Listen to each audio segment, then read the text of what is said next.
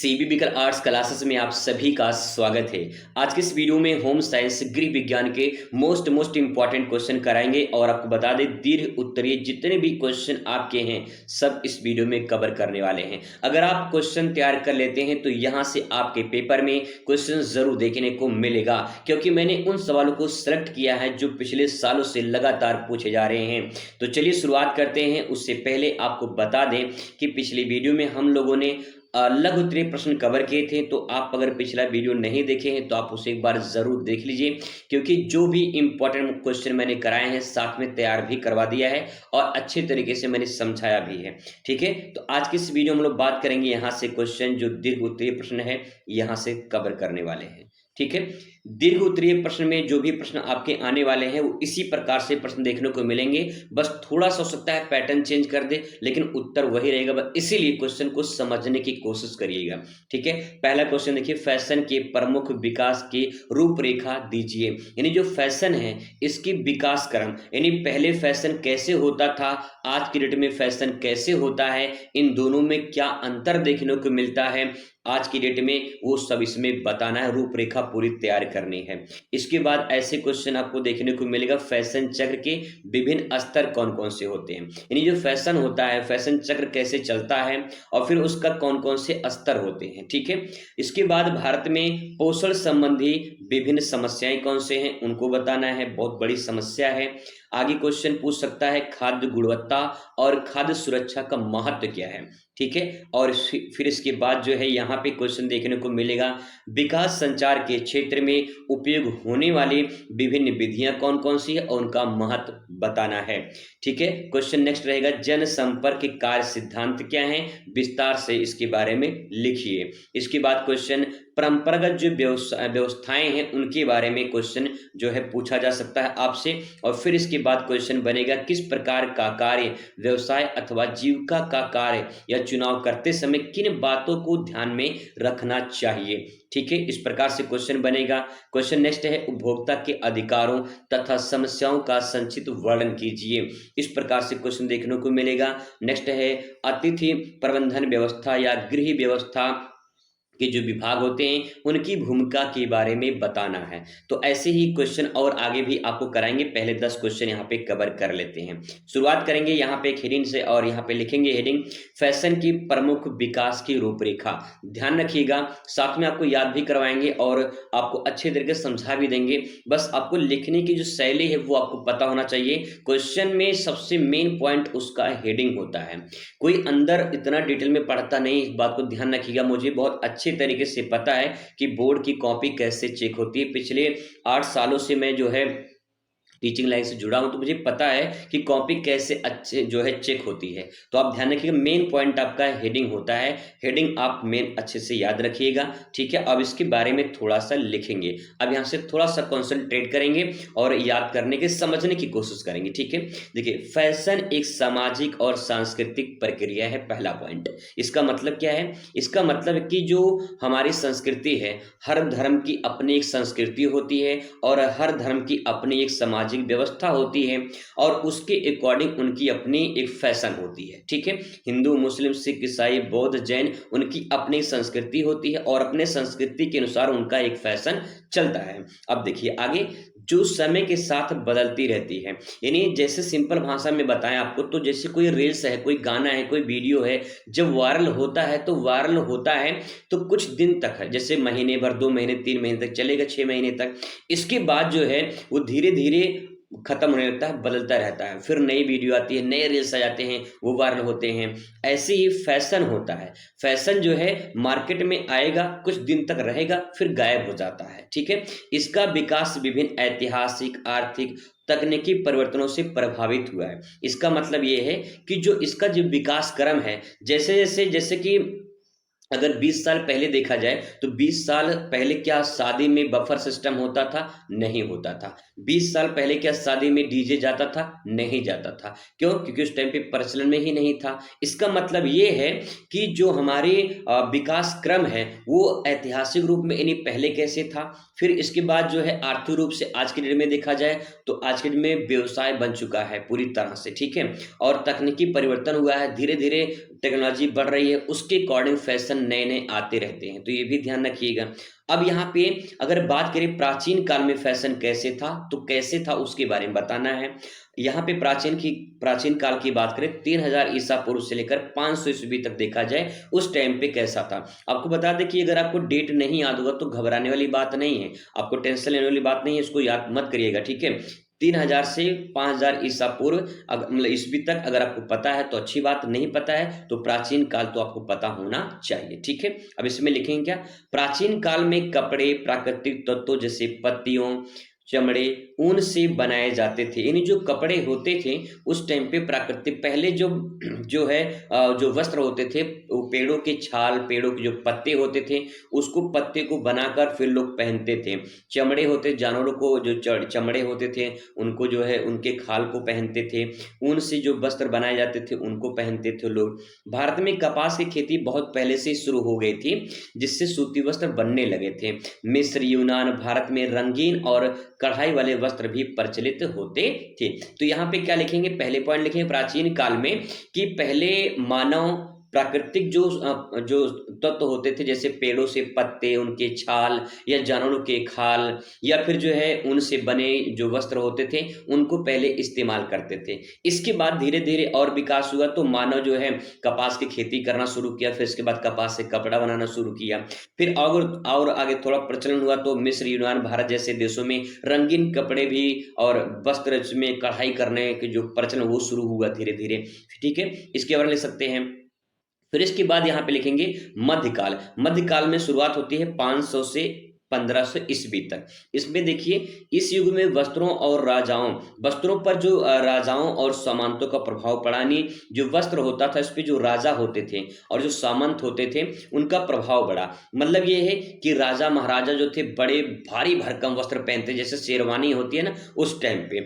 मखमल, रेशम और सोने चांदी के धागे से बनी पोशाक उच्च वर्ग की पहचान थी। उस टाइम पे राजा महाराजा जो थे बड़े ही जैसे मुगल काल में जरी कढ़ाई वाले वस्त्र लोकप्रिय पहनते थे, जैसे आज के दिन में शेरवानी पहनते थे, उस टाइम पे लोग शेरवानी पहनते थे।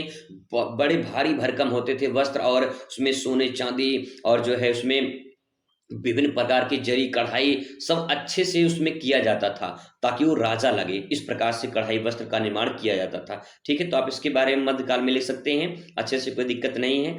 बात करेंगे औद्योगिक क्रांति की, तो औद्योगिक क्रांति में लिखेंगे इस युग में मशीनों का आविष्कार हुआ और इससे वस्त्रों में बड़े पैमाने पर उत्पादन हुआ और फिर इसके बाद कपड़े सस्ते हुए और आम जनता तक फैशन पहुंचने लगा। पहले राजा महाराजा ही जो है पहनते थे भारी भरकम वस्त्र कढ़ाई वाले इन सब, लेकिन धीरे धीरे जब मशीनों का आविष्कार हो गया आधुनिक काल में, इसके बाद धीरे धीरे कपड़े सस्ते हुए और आम जनता तक पहुंचने लगे, ठीक है। आगे इसमें आधुनिक युग की बात करें तो इसमें लिखेंगे जो हमारा 1900 से लेकर 2000 जो है ईस्वी है उसमें देखें तो 20वीं सदी में फैशन, ब्रांड, डिजाइनर कपड़े, फैशन शो का चलन बढ़ा और पश्चिमी परिधानों का मतलब वस्त्र का प्रभाव भारतीय समाज पर भी पड़ने लगा। कहने का मतलब कि पश्चिमी से जो पश्चिमी यूरोप वगैरह है या पश्चिमी जो देश हैं वहां से लोग भारत में आए, फिर अपना जो परिधान है, जो वस्त्र है, उनके प्रभाव से भारतीय समाज पर भी प्रभाव पड़ा। इसके बाद डिजिटल की बात करें तो 2000 से लेकर वर्तमान तक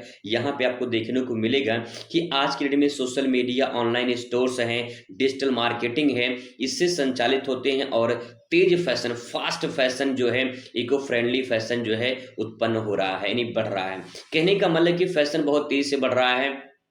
कोई भी मार्केट में नई वस्त्र आती है तो लोग उसे अपनाना शुरू कर देते हैं, ठीक है। निष्कर्ष में 2 पॉइंट यहाँ पे लिख देंगे कि फैशन लगातार बदलता रहता है और समाज, तकनीकी और अर्थव्यवस्था से प्रभावित होता है। आधुनिक युग में यह उद्योग एक प्रमुख आर्थिक क्षेत्र बन चुका है। यानी कहने का मतलब है कि आज के डेट में कहीं भी कोई भी शादी में जाना है, कोई पार्टी में जाना है तो नए कपड़े चाहिए, कहीं भी जाना है तो नए कपड़े चाहिए। यानी आपका देखा जाए तो ये जो आवश्यकता है उस आवश्यकता के कारण एक आर्थिक क्षेत्र मतलब कि एक ऐसा क्षेत्र बन चुका है कि लोग भैया अब पैसा कमाना चाहते हैं, ठीक है।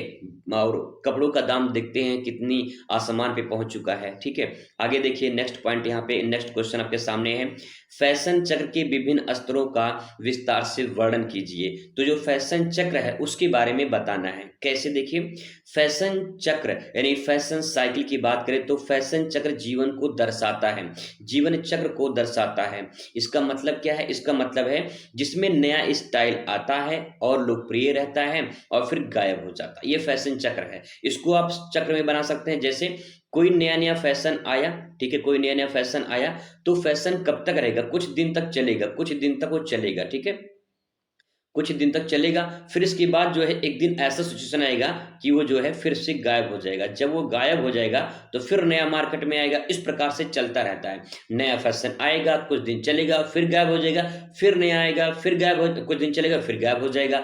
इस प्रकार की प्रक्रिया को फैशन चक्र कहा जाता है। और मजेदार बात ये है, इसमें छोटा सा आप एक डायग्राम भी बना सकते हैं इस प्रकार से, तो एग्जामिनर खुश हो जाएगा और हैप्पी होकर आपको पूरा नंबर दे देगा भैया, ठीक है। आगे बात करते हैं इसके बारे में, थोड़ा सा समझने की कोशिश करते हैं। इंट्रोडक्शन, परिचय। तो यहाँ पे देखिए लिखेंगे, एक स्तर पर नया फैशन डिजाइनर सेलिब्रिटी द्वारा प्रस्तुत किया जाता है और ये महंगा होता है। ये केवल अमीर वर्ग तक ही सीमित रहता है। यानी जो फैशन नए नए मार्केट में आते हैं, शुरुआत में वो ज़्यादातर सेलिब्रिटी के द्वारा, जो बड़े बड़े नेता अभिनेता, जो सिंपल भाषा में हीरो हीरोइन जो पहनते हैं, वो सब जो होते हैं उनके पास रहता है। वो केवल अमीर वर्ग के पास ही रहता है, क्योंकि वो इतने महंगे होते हैं नए नए फैशन, वो लोगों के पास जल्दी नहीं पहुंच पाते हैं, बहुत टाइम बाद आता है। इसके बाद वृद्धि की बात करें तो यहाँ पे उदाहरण में ले सकते हैं आप कि किसी फैशन शो में नए डिजाइन की साड़ी पेश की जाती है तो वो जो है बहुत आम जनता तक बहुत दिन बाद आती है, ठीक है। आगे इसमें वृद्धि की बात करें तो कैसे वृद्धि होता है, जैसे जैसे जैसे फैशन लोकप्रिय होता है इसका उत्पादन बढ़ता है। भाई लोकप्रिय होगा, डिमांड बढ़ेगी लोगों की, तो उत्पादन भी बढ़ेगा, ठीक है। फैशन ब्रांड इससे अधिक लोगों तक पहुंचने के लिए विभिन्न वेरिएंट बनाते हैं। विभिन्न वेरिएंट का मतलब उसके अलग अलग प्रकार बनाते हैं, ताकि जो है मार्केट में अलग अलग वेरिएंट कलर रहे, ताकि जो है लोगों को आकर्षक लगे और उसे परचेस करें, उसे खरीदें, ठीक है। उदाहरण के तौर पे लिखेंगे इसमें, बॉलीवुड अभिनेत्रियों द्वारा पहनी गई ड्रेस आम लोगों तक पहुंचने लगती है जब वो नए नए फैशन मार्केट में लेकर आते हैं, ठीक है। इस प्रकार से एग्जाम्पल भी ले सकते हैं तो आपका काम परफेक्ट हो जाएगा। आगे बात करते हैं परिपक्वता, मैच्योरिटी की बात करें तो उसमें फैशन मुख्य धारा में आ जाता है। मुख्य धारा का मतलब ये कि अब पूरी तरह से हर वर्गों तक पहुंचने लगते हैं और उत्पादन लागत भी जो है कम होने लगती है। मतलब धीरे धीरे जो है लोग उसे देखते हैं कि अच्छा यही कपड़ा है, अब पहन लिए हैं, अब इसको आवश्यकता नहीं है। तो एक बार जब लोग पहन लेते हैं तो उसकी आवश्यकता खत्म हो जाती है। जैसे जीन्स टी शर्ट लगभग हर वर्ग तक आ चुकी है और लोग उसे पहनते हैं, अपनाते हैं, ठीक है। आगे देखिए अवसान, डिक्लाइन की बात करें उसमें, जब नया फैशन आता है तो पुराना फैशन धीरे धीरे कम लोकप्रिय होने लगता है, ठीक है। सिंपल है, डिस्काउंट ऑफर दिए जाते हैं ताकि वो जो है वो जो पुरानी चीजें हैं वो बिकती रहे, ठीक है। उदाहरण के तौर पर बेल बॉटम पैंट 1970 के दशक में लोकप्रिय थी, लेकिन अब जो है कम पहनी जाती है। तो आज के दिन में फैशन क्या चल रहा है आप कमेंट करके जरूर बताइएगा, ठीक है। तो यहाँ पे कहने का मतलब क्या होता है, कहने का मतलब ये है कि फैशन कम मार्केट में आता है, ठीक है, और उसके कुछ कुछ दिन बाद चलता है और उसके बाद जो है कुछ दिन चलने के बाद वो गायब हो जाता है, फिर से नई नई मार्केट में आती है। तो इस प्रकार से एक चक्र चलता रहता है फैशन का। विलुप्त की बात करें तो यहाँ पे देखिए कब गायब होता है, इस स्तर पर फैशन पूरी तरह से गायब हो जाता है और केवल जो है विंटेज स्टाइल में कभी कभी देखा जाता है। विंटेज स्टाइल का मतलब जब कभी कभी कोई ऐसी जो है प्रोग्राम होता है, कोई ऐसा काम होता है तो वो देखा जाता है। उदाहरण के तौर पे बात करें, पुराने जमाने की घाघरा चोली आज के केवल पारंपरिक आयोजन में देखी जाती है, ठीक है। जो पुरानी घाघरा चोली थी, आजकल में लहंगा चलता है, तो पुरानी जो घाघरा चोली थी बहुत कम अब देखने को मिलता है। निष्कर्ष में आप यहाँ पे 2 पॉइंट लिख सकते हैं कि फैशन चक्र दर्शाता है कि फैशन समय के साथ बदलता रहता है और इसका हर स्तर समाज की रुचियों और जरूरतों पर जुड़ा होता है। यानी समाज जब तक उसमें इंटरेस्ट रखती है तब तक वो मार्केट में रहता है, इंटरेस्ट खत्म तो उसकी जरूरत से जो है मतलब खत्म हो जाती है। जैसे अगर सिंपल भाषा में बताएं आपको, तो कोई वीडियो शॉर्ट रील्स वगैरह जब वायरल होता है तो कुछ सीमा तक वायरल रहता है, फिर उसके बाद खत्म हो जाता है। इंटरेस्ट जब लोग खत्म हो जाता है तो उसके बाद जो है वो मार्केट में गायब हो जाता है, फिर उसके बाद नई कोई गाना आती है, नई कोई वीडियो वायरल होता है, ठीक है। तो उस प्रकार से फैशन होता है। क्वेश्चन नंबर नेक्स्ट आपके सामने है। क्वेश्चन है कि भारत में पोषण संबंधी प्रमुख समस्याएं बताइए। तो भारत में पोषण संबंधी की प्रमुख समस्याएं, यानी जो हम पोषण करते हैं, जो भोजन ग्रहण करते हैं, उसके बाद कौन कौन सी समस्याएं उत्पन्न होती है उससे संबंधित बताना है। तो भारत में पोषण से जुड़ी कई समस्याएं हैं जो स्वास्थ्य और जीवन स्तर को प्रभावित करता है। ठीक है, अब एक बार अगर समझ जाएंगे ना तो समझ के अपनी भाषा में आप इसे लिख सकते, कोई बड़ी बात नहीं है, बस केवल समझने वाली बात है क्वेश्चन पूछ क्या रहा है। ठीक, जो पूछा गया है उसको उसी के अकॉर्डिंग आंसर दीजिए। थोड़ा सा डायग्राम, कोटेशन, मैपिंग, इसमें मैपिंग तो नहीं है, डायग्राम, फिगर इनका इस्तेमाल करके अच्छे से प्रेजेंट कर सकते। जैसे फैशन चक्र का है, फैशन चक्र का अपना अपना चक्र बना लीजिए, इस प्रकार से चक्र चलता है और फिर ये आपको परफेक्ट हो जाएगा। इसके प्रभाव पड़ेगा, इससे एग्जामिनर देखेगा तो लगे कि आप बच्चे ने कुछ अलग किया है, और जब तक अलग नहीं करेंगे तब तक आपको पूरा नंबर नहीं मिलेगा। वही बात होती है कि गाना वायरल क्यों होता है, क्योंकि उस गाने में जो एक्टिंग वगैरह करते हैं लोग वो कुछ अलग करते हैं, कुछ नया करते हैं, तभी तो वायरल होता है। तो उसी प्रकार से आपको कुछ नया करना अपने कॉपी में। ठीक है, तो यहाँ पे पोषण संबंधी जो प्रमुख समस्याएं हैं उसके बारे में बताना। कौन सी समस्या है पोषण संबंधी? अब कुछ लोग कहते हैं मुझे याद नहीं होता है, तो वो भी तो समस्या है, याद नहीं होना वो भी समस्या है। अब याद क्यों नहीं आता उसके बारे में बताइए, लिखिए कि क्यों याद नहीं होता है। ऐसे ही हमें जो पोषण संबंधी समस्या उसके बारे में बताना। तो आइए बताते हैं क्या क्या समस्याएं हैं। तो यहाँ पे स्वास्थ्य और जीवन के जो है स्तर को प्रभावित करती है। नेक्स्ट है, और यहाँ पे ये समस्याएं गरीबी के कारण होती हैं, अनियमित आहार के कारण होती हैं और जागरूकता की कमी कारण उत्पन्न होती है। यानी हमें पता चल गया कि समस्याएं क्यों उत्पन्न होती हैं, तो पता चल गया भैया कि गरीबी जो होती है इसके कारण, अनियमित जो आहार होते हैं, अनियमित आहार का मतलब कि कोई नियम नहीं है कि कब खाना है, क्या खाना है, किस टाइम पे खाना है, ये कोई नियम नहीं है। अनियमित है, जब जो मिल जाए खा लो उस टाइम पे, ऐसा लोग करते हैं। स्वास्थ्य कहाँ जा रहा है, जीवन कहाँ जा रहा है, ये कोई अता पता नहीं है। जो मिल जाए और जब मिल जाए, जिस टाइम पे मिल जाए खाई जाओ भैया, खाई जाओ। ये क्या है, जैसे बफर सिस्टम में पहुंच गए हैं, तो बफर सिस्टम में पहुंचने के बाद लोग क्या करते हैं कि जो मिल जाए, जिस सिचुएशन में मिल जाए, बस मिल जाए खा लो भैया, पेट भरने से मतलब है। आज की डेट में लोग पेट भरते हैं, पौष्टिक आहार नहीं लेते हैं, क्योंकि फास्ट फूड जो प्रचलन बढ़ रहा फास्ट फूड का, वही कारण है क्योंकि लोग पेट भरना चाहते हैं। जो जीभ होते हैं ना उसको स्वाद मिलना चाहिए, बस स्वाद मिल रहा है बस और काम चल रहा है। तो इस प्रकार से यहाँ पे लिख सकते हैं। इसके बारे में जागरूकता कमी कारण जो है ये सब उत्पन्न होती, समस्याएं उत्पन्न होती है। अब आइए एक एक करके बात करते हैं यहाँ पे। कुपोषण, ठीक है, कुपोषण क्या होता है? एक लाइन में आपसे क्वेश्चन पूछ सकता, कुपोषण को परिभाषित कीजिए। तो यहाँ पे देखिए, भारत में बच्चों और महिलाओं में कुपोषण एक गंभीर समस्या है, पहला पॉइंट। दूसरा देखिए, उचित पोषण ना मिलने के कारण बच्चों की वृद्धि रुक जाती है। उचित पोषण का मतलब होता है कि अच्छा पोषण, अच्छा भोजन ना मिले, पौष्टिक आहार ना मिले।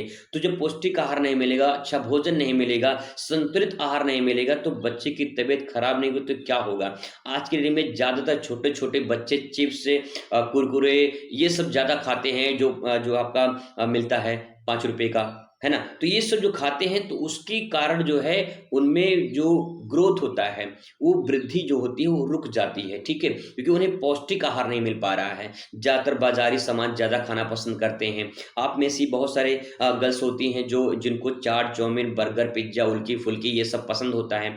ये सब आप पसंद करते हैं, ये सब आप खाते हैं। ठीक है, तो ये सब क्या है, इससे बच्चों का जो ग्रोथ होता है ना वो रुक जाता है, वृद्धि नहीं हो पाती है, ना तो मानसिक का ना तो शरीर का विकास हो पाता है। ठीक है, आगे देखिए, उदाहरण के तौर पे बात करें, ग्रामीण में छोटे बच्चों में प्रोटीन और विटामिन की कमी देखने को मिलती है।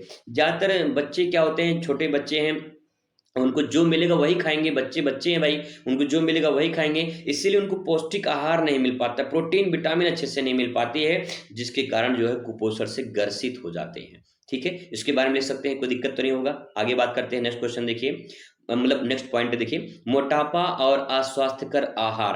अस्वास्थ्यकर आहार का मतलब ये होता है कि हमें अपने स्वास्थ्य के अकॉर्डिंग आहार नहीं मिलता है, वो अस्वास्थ्यकर आहार हो जाएगा। और मोटापा कैसे बढ़ता है, फास्ट फूड वगैरह से, जो तला भुना लोग खाते हैं। ठीक है, जो है शहरी क्षेत्रों में फास्ट फूड, असंतुलित आहार के कारण मोटापा और हृदय रोग बढ़ रहे हैं।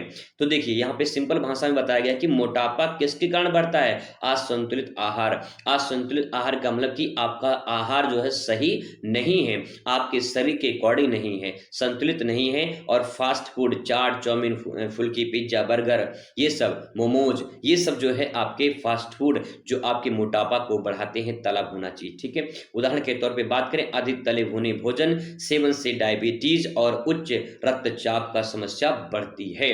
तो इस प्रकार से आप इसे लिख सकते हो, ठीक है। एक एग्जाम्पल मैंने यहाँ पे लिखा है ताकि आप उसे समझ पाओ आसानी से और आसानी से लिख पाओ। बस आप मेन हेडिंग इसको ध्यान में रखिएगा, आगे बना के अपने मन से भी आप लिख सकते हो, ठीक है। सूक्ष्म पोषक तत्वों की कमी। सूक्ष्म पोषक तत्वों की कमी का मतलब इसमें देखिए आयरन, कैल्शियम, विटामिन ए, इन सब की कमी का स्वास्थ्य जो है समस्या उत्पन्न होती है, क्योंकि जो सूक्ष्म पोषक मतलब कि जो पोषक तत्व हैं वो हमें नहीं मिल पाते हैं, ना तो आयरन मिल पाता है, ना तो कैल्शियम, ना तो विटामिन, फिर विभिन्न प्रकार की समस्याएं उत्पन्न हो जाती हैं। इंसान को जो है आगे स्वास्थ्य में जो है दिक्कत होती है। जैसे कि देखा जाए आयरन की कमी से एनीमिया की समस्या बढ़ रही है। तो इस प्रकार से आप एग्जाम्पल लिख सकते हैं कि कौन से कमी से कौन सा रोग होता है, ये भी आप लिख सकते हैं, ठीक है। आगे देखिए नेक्स्ट है खाद्य सुरक्षा। खाद्य सुरक्षा नहीं बल्कि खाद्य असुरक्षा है।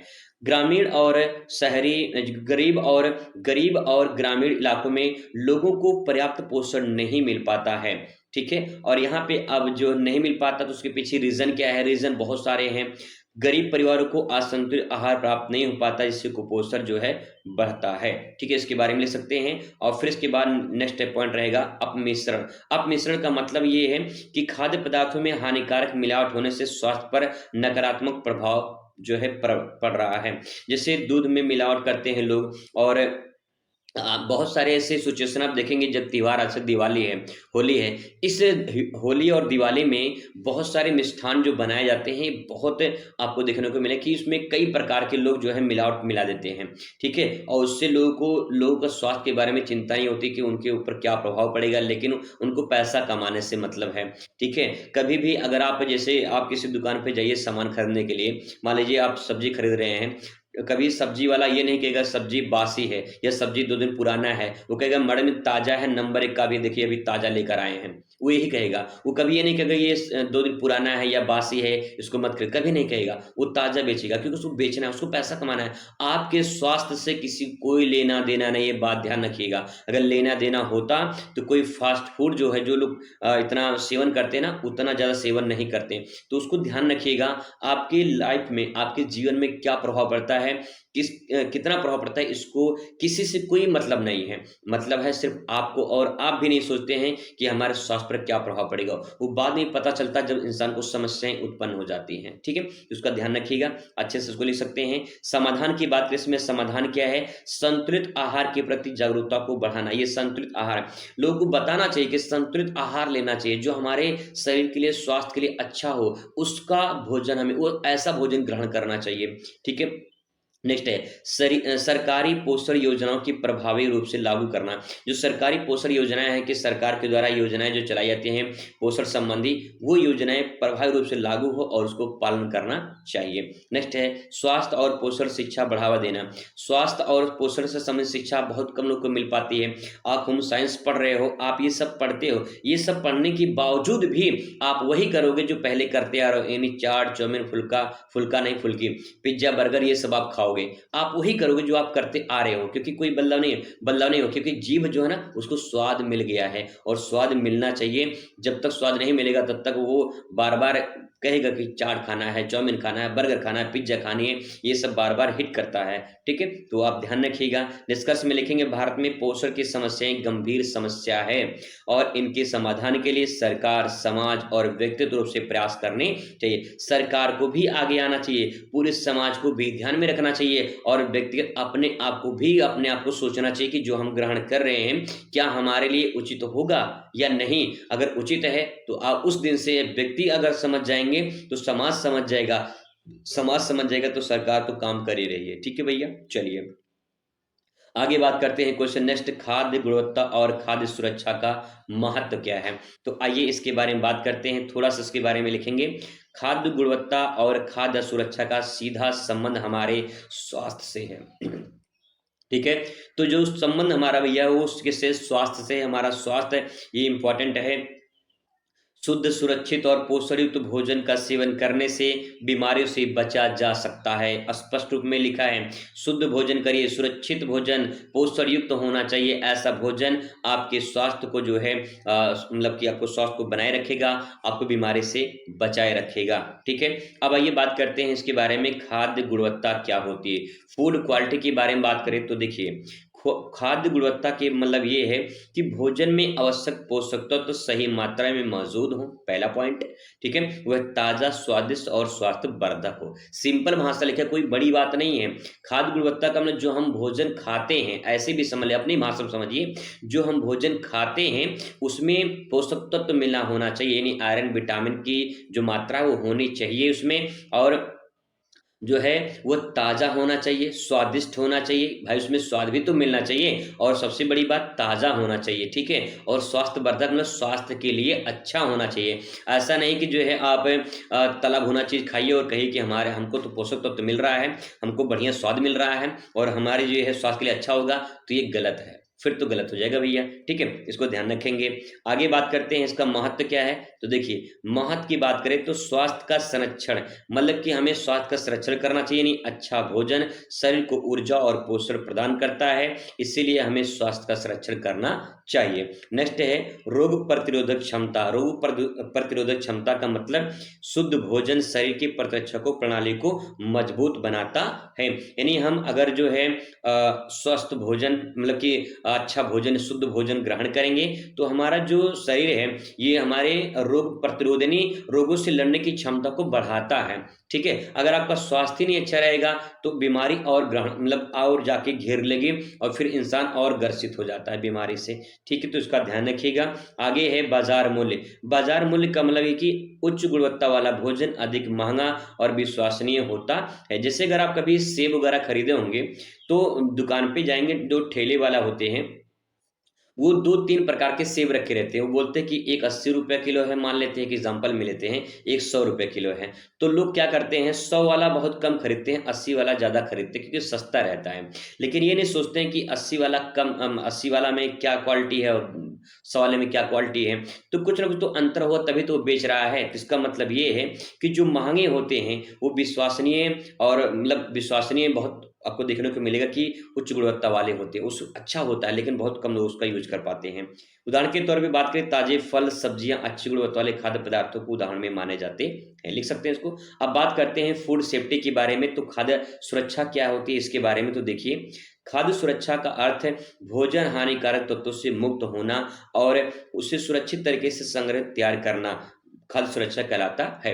जैसे आप खाना बनाए हो, ठीक है, खाना बनाने के बाद क्या ऐसे खुले में छोड़ देते हैं उसे या खुला छोड़ देते हैं, नहीं, उसे ढक कर रखते हैं।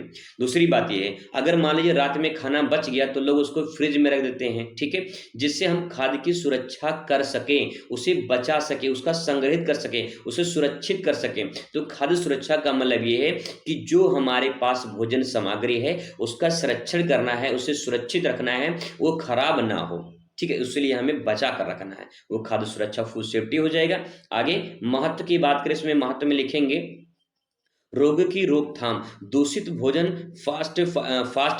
जो है पाइजिंग और पेट बीमारियां हो सकती हैं, इसीलिए जो है आपको जो भोजन है उसको संरक्षण करना जरूरी होता है। सामाजिक कल्याण के लिए सुरक्षित भोजन समाज में सभी वर्गों के लिए आवश्यक होता है, और समाज को अगर सुरक्षित भोजन स्वस्थ जो है शुद्ध भोजन मिलेगा तो शरीर भाई इंसान का स्वस्थ रहेगा। ठीक है, नेक्स्ट है अर्थव्यवस्था पर प्रभाव। अर्थव्यवस्था पर प्रभाव का मतलब एक खाद्य सुरक्षा का पालन करने से खाद्य उपयोग की जो है साख बढ़ती है। साख का मतलब उसकी जो मजबूती है वो बढ़ती है। ठीक है, दूसरी बात यहाँ पे देखिए कि यहाँ पे जो अर्थव्यवस्था का प्रभाव का मतलब ये है कि अगर हम भोजन को बचा कर रखेंगे तो हमारी आने वाली जो पीढ़ी है उसके लिए भी बचा रहेगा, है ना। तो इस प्रकार से हमारी अर्थव्यवस्था में भी सुधार होगा। तो ये 3 पॉइंट आप इसमें लिख सकते हैं। बात करें यहाँ पे होटल और रेस्टोरेंट में साफ सफाई करना खाद्य सुरक्षा का भी एक महत्वपूर्ण हिस्सा माना जाता है। साफ सफाई सबसे इंपॉर्टेंट होता है। निष्कर्ष में 2 पॉइंट इसमें लिख सकते हैं कि निष्कर्ष हमें क्या मिला इस क्वेश्चन से। तो खाद्य गुणवत्ता और सुरक्षा को ध्यान रखना जरूरी होता है ताकि लोग स्वस्थ और सुरक्षित जीवन जी सकें। सरकार को इसके लिए सख्त नियम भी लागू करने चाहिए। ठीक है, चलिए क्वेश्चन नंबर 5 आपके सामने है, विकास संचार की विधियां एवं महत्व को बताइए। तो विकास संचार की क्या विधियां हैं या महत्व बताना है। तो पहले हम विधि के बारे में देखेंगे, फिर महत्व के बारे में देखेंगे। ठीक है, यहाँ पे थोड़ा इसके बारे में जान लेते हैं। विकास संचार, डेवलपमेंट कम्युनिकेशन की बात करें तो एक प्रक्रिया है। क्या है, विकास संचार वह प्रक्रिया है, एज अ प्रोसेस। ठीक है। अगर मान लीजिए मैं आपको सिंपल भाषा में समझाऊं, जैसे मान लीजिए अगर कोई दुल्हन बनती है, ठीक है, कोई दुल्हन बनती है, तो दुल्हन कब बनती है? जब उसका विवाह होता है, तभी तो दुल्हन बनती है वो, है ना? अगर ऐसे ही मान लीजिए आपके स्कूल में कोई प्रोग्राम हो रहा है, विदाई का कार्यक्रम है, कोई प्रोग्राम हो रहा है मान लीजिए, और आप दुल्हन की पूरे गेटअप में चले जाइए, तो क्या आपको वहाँ पे लोग मतलब किस प्रकार से देखेंगे? कितना लोग मज़ा लेंगे, कितना हँसेंगे उस टाइम पे। लेकिन अगर विवाह हो और उस टाइम पे दुल्हन को दुल्हन के गेटअप में उसको स्टेज पे लेकर जाया जाए, तो कोई दिक्कत नहीं होगा। कहने का मतलब कि दुल्हन कब बनती है? जब विवाह होता है। तो विवाह क्या है? एक प्रक्रिया है, एक प्रोसेस है, किसका? दुल्हन बनने का। समझ में आया बात? ठीक है। तो ऐसे ही विकास संचार क्या है? एक प्रक्रिया है, ठीक है। एक प्रक्रिया किस चीज की? जिससे संचार माध्यमों का उपयोग करके समाज के विकास से संबंधित जानकारियां साझा की जाती है। यानी समाज को जो जानकारियां मिलती है कैसे मिलती है, किसके द्वारा मिलती है? तो विकास संचार के माध्यम से मिलती है। तो विकास संचार क्या है? एक प्रक्रिया है जिसके द्वारा हमें जो है समाज को जानकारी मिलती है कि क्या क्या हो रहा है, क्या देश में हो रहा है, क्या नहीं हो रहा है, ये पूरी जानकारी मिलती है। ठीक है, तो आप इसको समझ सकते हैं आसानी से। अब इसके बारे में बात करें कि में कौन कौन सी विधियां हैं, तो आइए विधि की बात करें। देखिए, पारंपरिक संचार, ठीक है। अगर यहाँ पे पारंपरिक संचार की बात करें, तो देखिए जैसे नुक्कड़ नाटक होता है, जो नाटक वगैरह करते हैं ना, जैसे आपने भी स्कूल में नाटक वगैरह किया होगा, ऐसे ही नुक्कड़ नाटक होता है। छोटे छोटे जगह पे लोग जाके 4-5 लोग इकट्ठा होकर नाटक करते हैं, नुक्कड़ नाटक बोलते हैं उसे। लोकगीत, पोस्टर, कठपुतली शो माध्यम से जानकारी देना, ये सब पारंपरिक संचार के रूप में जाना जाता है। उदाहरण के तौर पे बात करें, स्वच्छ भारत अभियान के तहत नुक्कड़ नाटक कराए जाते हैं। बहुत सारे जगह पे स्वच्छ भारत अभियान के तहत जो है नुक्कड़ नाटक कराया जाता है, ताकि लोग जाने समझे कि जो है स्वच्छता कितना इंपॉर्टेंट है हमारे जीवन में। ठीक है, तो ये सब जो है संचार का भी एक पार्ट माना जाता है। ठीक है, आगे देखिए, इलेक्ट्रॉनिक मीडिया। इलेक्ट्रॉनिक मीडिया का मतलब क्या है? इलेक्ट्रॉनिक मीडिया का मतलब है कि भैया टेलीविजन, रेडियो, फिल्में, समाचार पत्रों का जो उपयोग है, इन सबको इलेक्ट्रॉनिक मीडिया का नाम दिया गया है। आज के दिन में सबसे बड़ा जो है वो आपका सोशल मीडिया है, जो आगे आने वाला है। ठीक है, उदाहरण के तौर पर बात करें, कृषि संबंधित जानकारी देने के लिए टेलीविजन कार्यक्रमों का जो है उपयोग किया जाता है। इस प्रकार से इसको लिख सकते हैं। आगे देखिए, डिजिटल संचार, डिजिटल कम्युनिकेशन की बात करें तो सोशल मीडिया सबसे बड़ा प्लेटफॉर्म है। इंस्टाग्राम, फेसबुक, यूट्यूब, ये सब क्या है? Social media, website, mobile app का उपयोग, ये सब जो है जागरूक फैलाते हैं, और ये आज के दिन में सबसे बड़ा संचार का माध्यम है, सबसे बड़ा संचार का माध्यम। ठीक है, आगे देखिए, सरकारी योजनाओं को जानकारी देने के लिए वेबसाइट या फिर ऐसे बहुत सारे सोशल मीडिया हैं जहां से हमें स्रोत मिलते हैं। अब इसके बारे में बात करें, इसके महत्व के बारे में बात करेंगे, तो देखिए महत्व में जन जागरूकता बढ़ाना। जन जागरूकता बढ़ाने का मतलब क्या होता है कि लोग जाने, जैसे आप यहाँ पे पढ़ रहे हो, तो ऐसे न जाने कितने लोग पढ़ रहे होंगे, तो लोग पढ़ रहे हैं, जानते हैं, समझते हैं इस चीज को, तो लोग ऐसे ही फैलाएंगे, बातों को फैलाएंगे। समाज को विभिन्न सरकारी योजनाओं और सामाजिक मुद्दों की जानकारी मिलती है, और बहुत सारी चीजें मिलती हैं। यानी जन जागरूक मतलब जन मतलब लोग होता है।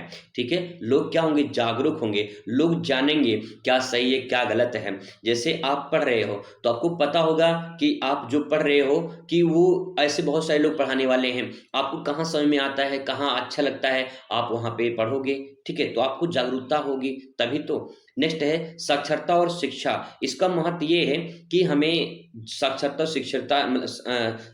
और शिक्षा का मतलब ये कि दुरुस्त शिक्षा क्षेत्रों में शिक्षा प्रदान करने के लिए डिजिटल माध्यम उपयोगी है। यानी अच्छी शिक्षा या दूरस्थ शिक्षा, आप मतलब कि आप यहाँ पे घर बैठे पढ़ रहे हो, तो ये जो शिक्षा का माध्यम है, ये भी तो कम्युनिकेशन, ये भी तो संचार है, जिससे आप बातों को सुन पा रहे हो। ठीक है, आगे देखिए, कृषि और स्वास्थ्य में सुधार। कृषि और स्वास्थ्य क्षेत्र में सुधार का मतलब है किसानों को नई तकनीकों और नागरिकों को स्वास्थ्य सुविधाओं की जानकारी मिलती है। इसका मतलब ये है कि जो किसान हैं, जो अन्य क्षेत्र के लोग हैं, उनको स्वास्थ्य संबंधी या फिर नई तकनीकी जो मार्केट में आती है उसके बारे में जानकारी प्राप्त होती है। अगर आपको बता दें सिंपल भाषा में कहें, तो आप संचार का बहुत सारे महत्व लिख सकते हैं। 3 ही महत्व नहीं, और भी महत्व लिख सकते हैं कि संचार का क्या महत्व है। आपके पढ़ने में मदद करता है, ठीक है? आपको कोई जानकारी चाहिए तो जानकारी मिल जाती है आसान से। मान लो किसी देश में दूसरे देश में कोई घटना घटे, आपको वो जानकारी मिल जाती है, कैसे? वो संचार के माध्यम से ही मिलता है, ठीक है? तो यहाँ पे इस पॉइंट को लिख सकते हैं। निष्कर्ष में लिखेंगे कि विकास संचार के माध्यम से समाज के विभिन्न वर्गों को जागरूक किया जाता है और इसके लिए सरकार, मीडिया को मिलाकर काम करना चाहिए, ठीक है? इस प्रकार से आप इसे लिख सकते हैं। क्वेश्चन नंबर नेक्स्ट आपके सामने है, जनसंपर्क के कार्य सिद्धांत क्या हैं? जनसंपर्क के कार्य सिद्धांत का मतलब लिखेंगे, जनसंपर्क यानी लोगों से संपर्क। तो यहाँ पे पब्लिक जो रिलेशन है उसके बारे में बताना है। तो पब्लिक रिलेशन महत्वपूर्ण संचार प्रक्रिया है जो किसी संगठन या जनता के बीच विश्वास स्थापित करने का कार्य करता है। इसका मतलब ये है कि जो जनसंपर्क है वो लोगों को विश्वास दिलाता है कि ये इंसान अच्छा है, ये इंसान गलत है। कहने का मतलब है कि यहाँ पे हमें जानकारी मिलती है कि कौन सही है, कौन गलत है, या कौन प्लेटफॉर्म सही है, कौन प्लेटफॉर्म गलत है, इसके बारे में हमें जानकारी प्रदान होती है। अब इसके प्रमुख सिद्धांत कौन से हैं, आइए बात करते हैं। तो पहला यहाँ पे देखिए, पहला है सत्यता और पारदर्शिता। सत्यता और पारदर्शिता का मतलब क्या है, इसके बारे में यहाँ पे लिखेंगे। जनता को सही और स्पष्ट जानकारी देना, पहला पॉइंट। अगर आप जानकारी दे रहे हैं किसी को, सही और स्पष्ट जानकारी दीजिए। उदाहरण के तौर पे बात करें, किसी कंपनी द्वारा अपने उत्पादों को सटीक जानकारी देना, ये इसमें शामिल होता है। जैसे मान लीजिए आप दुकान खोले हो ब्यूटिशियन का और आपने सामान बेच रहे हो, कोई सामान बेच रहे हो, तो जो सामान आप बेच रहे हैं उसके बारे में सही जानकारी पहुंचना चाहिए और स्पष्ट जानकारी हो, आधा अधूरा ना हो कि जो है वो 2 दिन में सामान खराब हो जाए, ऐसा आधा अधूरा जानकारी नहीं है। उसकी कोई वारंटी गारंटी होनी चाहिए और सही जानकारी आपको पहुंचानी है। अगर सही जानकारी आप देंगे, स्पष्ट जानकारी देंगे, तो वो कस्टमर दोबारा आपके दुकान पे जरूर आएगा, ठीक है? अगर आप एक बार लूट लेंगे और गलत जानकारी देकर आप उसे फंसा लिए, तो आप एक ही बार उसे अपना सामान बेच पाएंगे, दोबारा नहीं बेच पाएंगे। और दोबारा जब वो समझ जाएगा तो दोबारा ना आएगा, ना तो किसी को भेजेगा, ठीक है? इसीलिए ध्यान रखना है ये बात। आगे बात करते हैं नेक्स्ट, सकारात्मक छवि निर्माण करना। सकारात्मक छवि का मतलब ये है कि संगठन की विश्वसनीयता, यानी जो संगठन है उसको विश्वसनीय, मतलब विश्वास सबसे बड़ी चीज होती है। अगर आपको विश्वास होगा कि जो मैं आपको पढ़ा रहा हूँ क्वेश्चन के पेपर में आएंगे, तो आप अच्छे तरीके से पढ़ पाएंगे, ठीक है? जिनको विश्वास नहीं होगा, अरे यार ये आएगा कि नहीं आएगा, तो सबसे बड़ी विश्वास होती है। विश्वास करिए, ठीक है? विश्वास करना चाहिए और विश्वास उस इंसान में करना चाहिए जो विश्वास लायक हो। सब में विश्वास भी करने लायक नहीं होता है। लोकप्रियता बनाए रखने के लिए, ठीक है? तो यहाँ पे लोकप्रियता बनाए रखने का मतलब ये है कि विश्वास और लोकप्रिय दो चीजें हैं यहाँ पे। सकारात्मक छवि बनाने का मतलब ये है कि इंसान सबसे बड़ी विश्वास होती है, और लोकप्रियता यानी जब विश्वास होगा तो इंसान लोकप्रिय अपने आप हो जाएगा, लोगों में प्रसिद्ध हो जाएगा, लोगों को प्रिय हो जाएगा, लोकप्रिय कहलाता है, ठीक है? आगे देखिए, उदाहरण के तौर पर बात करें, किसी एनजीओ द्वारा पर्यावरण संरक्षण से जुड़े कार्यक्रम का आयोजन करना। बहुत सारे एनजीओ होते हैं, संस्था होते हैं, वो बहुत सारे पर्यावरण संरक्षण संबंधित कुछ कार्यक्रम चलाते हैं, कुछ और योजनाएं चलाते हैं जिससे जनता के हित के लिए काम होता है, जनता की भलाई के लिए काम होता है। तो ये ऐसे मुद्दे होते हैं जिसमें इंसान की छवि बनती है। जैसे महात्मा गांधी का नाम ले लीजिए, भारत छोड़ो आंदोलन का नाम सुना होगा आप लोगों ने, नमक सत्याग्रह आंदोलन का नाम सुना होगा। तो गांधी जी की छवि जो है लोगों में पॉजिटिव सकारात्मक प्रभाव पड़ा, उनकी इमेज जो है सब में पूरे भारत में फैल गई और लोग जाने कि गांधी जी जो है देश की आज़ादी के लिए सबसे बड़ा योगदान दे रहे हैं। तो इस प्रकार से छवि इंसान की आनी चाहिए, ठीक है? और लोकप्रिय हो जाएगा अपने आप। नेक्स्ट बात करते हैं मीडिया प्रबंधन। मीडिया प्रबंधन यानी मीडिया मैनेजमेंट की बात करें तो उसमें देखिए समाचार पत्र, टेलीविजन, सोशल मीडिया के माध्यम से प्रभावी संवाद स्थापित करना। जो आप टेलीविजन देखते हैं, जो आप सोशल मीडिया पे रहते हैं, तो उसके माध्यम से जो भी आप कुछ देखते हैं उससे संवाद होता है, यानी अपनी बातों को एक दूसरे तक पहुंचाते हैं। तो मीडिया प्रबंधन भी इसमें सबसे बड़ा योगदान स्थापित करता है, ठीक है? आगे बस एक बार समझ जाएंगे तो आप उसमें अच्छे से लिख पाएंगे, कोई बड़ी बात नहीं है, बस एक बार समझने वाली बात है। नेक्स्ट है सार्वजनिक राय का प्रबंधन। सार्वजनिक राय प्रबंधन का मतलब ये है कि लोगों की राय जानना और उनके सुझाव को अनुसार नीति बनाना। जैसे मान लीजिए आप पूरी सहेलियों का ग्रुप है, ठीक है? और उन सहेलियों में मान लीजिए कोई मॉनिटर बन गया, ठीक है? कोई मॉनिटर बन गया, और मॉनिटर जो बनेगा उस मॉनिटर की कहना सब लोग मानेंगे, लेकिन मॉनिटर का भी फर्ज बनता है कि उनका भी कहना माने, उनका भी बातों को सुने, और फिर उसके बाद उनकी बातों को सुनकर उनका राय लेना जरूरी है। अगर कोई डिसीजन ले रहे हैं तो उनका राय लेना भी जरूरी है, और राय लेकर अपना जो है एक नियम बनाना चाहिए। तो इस प्रकार से हम कह सकते हैं कि सार्वजनिक राय यानी सबकी राय लेना चाहिए और सबकी राय लेकर फिर मैनेजमेंट बनाना चाहिए, ठीक है, फिर प्रबंधन करना चाहिए कि हमें ये काम करने हैं। इसमें उदाहरण लिख सकते हैं कि कंपनियां जो होती हैं उपभोक्ताओं की प्रतिक्रिया के आधार पर अपने उत्पाद को बदलाव करती हैं। यानी मान लीजिए आप लोगों को कुछ पसंद है, कोई भी प्रोडक्ट पसंद है, तो आपकी पसंद के अनुसार जो बनाने वाली कंपनी होती है, वो जनता के या कस्टमर के पसंद के अकॉर्डिंग अपनी वस्तु का निर्माण करती है कि लोगों को पसंद क्या हो रहा है, ठीक है? उस प्रकार से। नेक्स्ट है संकट प्रबंधन। संकट प्रबंधन का मतलब क्या है? किसी जो है संगठन की प्रतिष्ठा को संकट से बचाना। मतलब कोई जो संगठन है, कोई संस्था है, अगर कोई उस पर आँच आती है, संगठन में कोई आँच आती है, कोई दिक्कत होती है, तो उसको संकट से बचाना ये भी इसमें जो है शामिल होता है। उदाहरण के तौर पे भी लिख सकते हैं इसमें यदि किसी उत्पाद में खराबी आ जाती है तो उसे कंपनी तुरंत सुधार करने के लिए कदम उठाए। कहने का मतलब ये है कि अगर कोई ऐसी बात आती है, कोई ऐसी दिक्कत परेशानी होती है, तो आपकी ग्रुप जो है वो एक होकर उस समस्या का समाधान कर सकती है। तो इस प्रकार से भी मैनेजमेंट किया जा सकता है। निष्कर्ष में आप यहाँ पे ले सकते हैं कि जनसंपर्क एक महत्वपूर्ण रणनीति है, जिससे संगठन अपनी छवि को सकारात्मक बनाने के लिए जनता को बेहतर सुविधा जो है संबंध स्थापित करता है। जनसंपर्क का मतलब ये है कि लोगों के साथ जुड़कर रहना और उनकी समस्याओं को समझना और जो उनकी आवश्यकताएं हैं उनको पूरा करना या उनकी जो चाहते हैं उनके अनुसार प्रोडक्ट को बनाना, ये जनसंपर्क के अंतर्गत आता है, ठीक है। आगे देखिए, नेक्स्ट क्वेश्चन आपके सामने है, भारत में परंपरागत व्यवस्थाओं के बारे में बताना है। तो भारत में जो परंपरागत व्यवस्थाएं इसके बारे में बताना है। देखिए, भारत की परंपरागत व्यवस्थाएं सांस्कृतिक, सामाजिक, आर्थिक रूप से महत्वपूर्ण रही हैं। यानी भारत में परंपरागत व्यवस्था का मतलब है कि जो हमारी जो व्यवस्थाएं चल रही हैं शुरू से लेकर आज तक चल रही हैं, वो परंपरागत व्यवस्था है। जैसे क्या? जैसे आगे यहाँ पे देखिए आपको दिखाई देगा। पहला पॉइंट है मतलब ग्राम पंचायत प्रणाली। ग्राम पंचायत प्रणाली जो है ये आज की नहीं प्रणाली है, ये बहुत पहले की प्रणाली है और प्राचीन काल से चली आ रही है। प्राचीन काल में गांव में पंचायती व्यवस्था थी जो स्थानीय प्रशासन का कार्य करती थी। उदाहरण के तौर पे महाभारत काल में सभा और पंचायत का उल्लेख भी मिलता है। आज भी ऐसा देखने को मिलता है। ग्राम पंचायत में ग्राम प्रधान होता है और ग्राम प्रधान उस गांव के पूरा का पूरा देखरेख करता है, ठीक है। इस प्रकार से ग्राम पंचायत प्रणाली है, जो कि इसमें हमें बताना क्या है कि भारत में जो परंपरागत व्यवस्थाएं हैं ना, वो कौन कौन सी व्यवस्थाएं हैं जो प्राचीन काल से आज तक भी चली आ रही हैं। दूसरा है संयुक्त परिवार प्रणाली।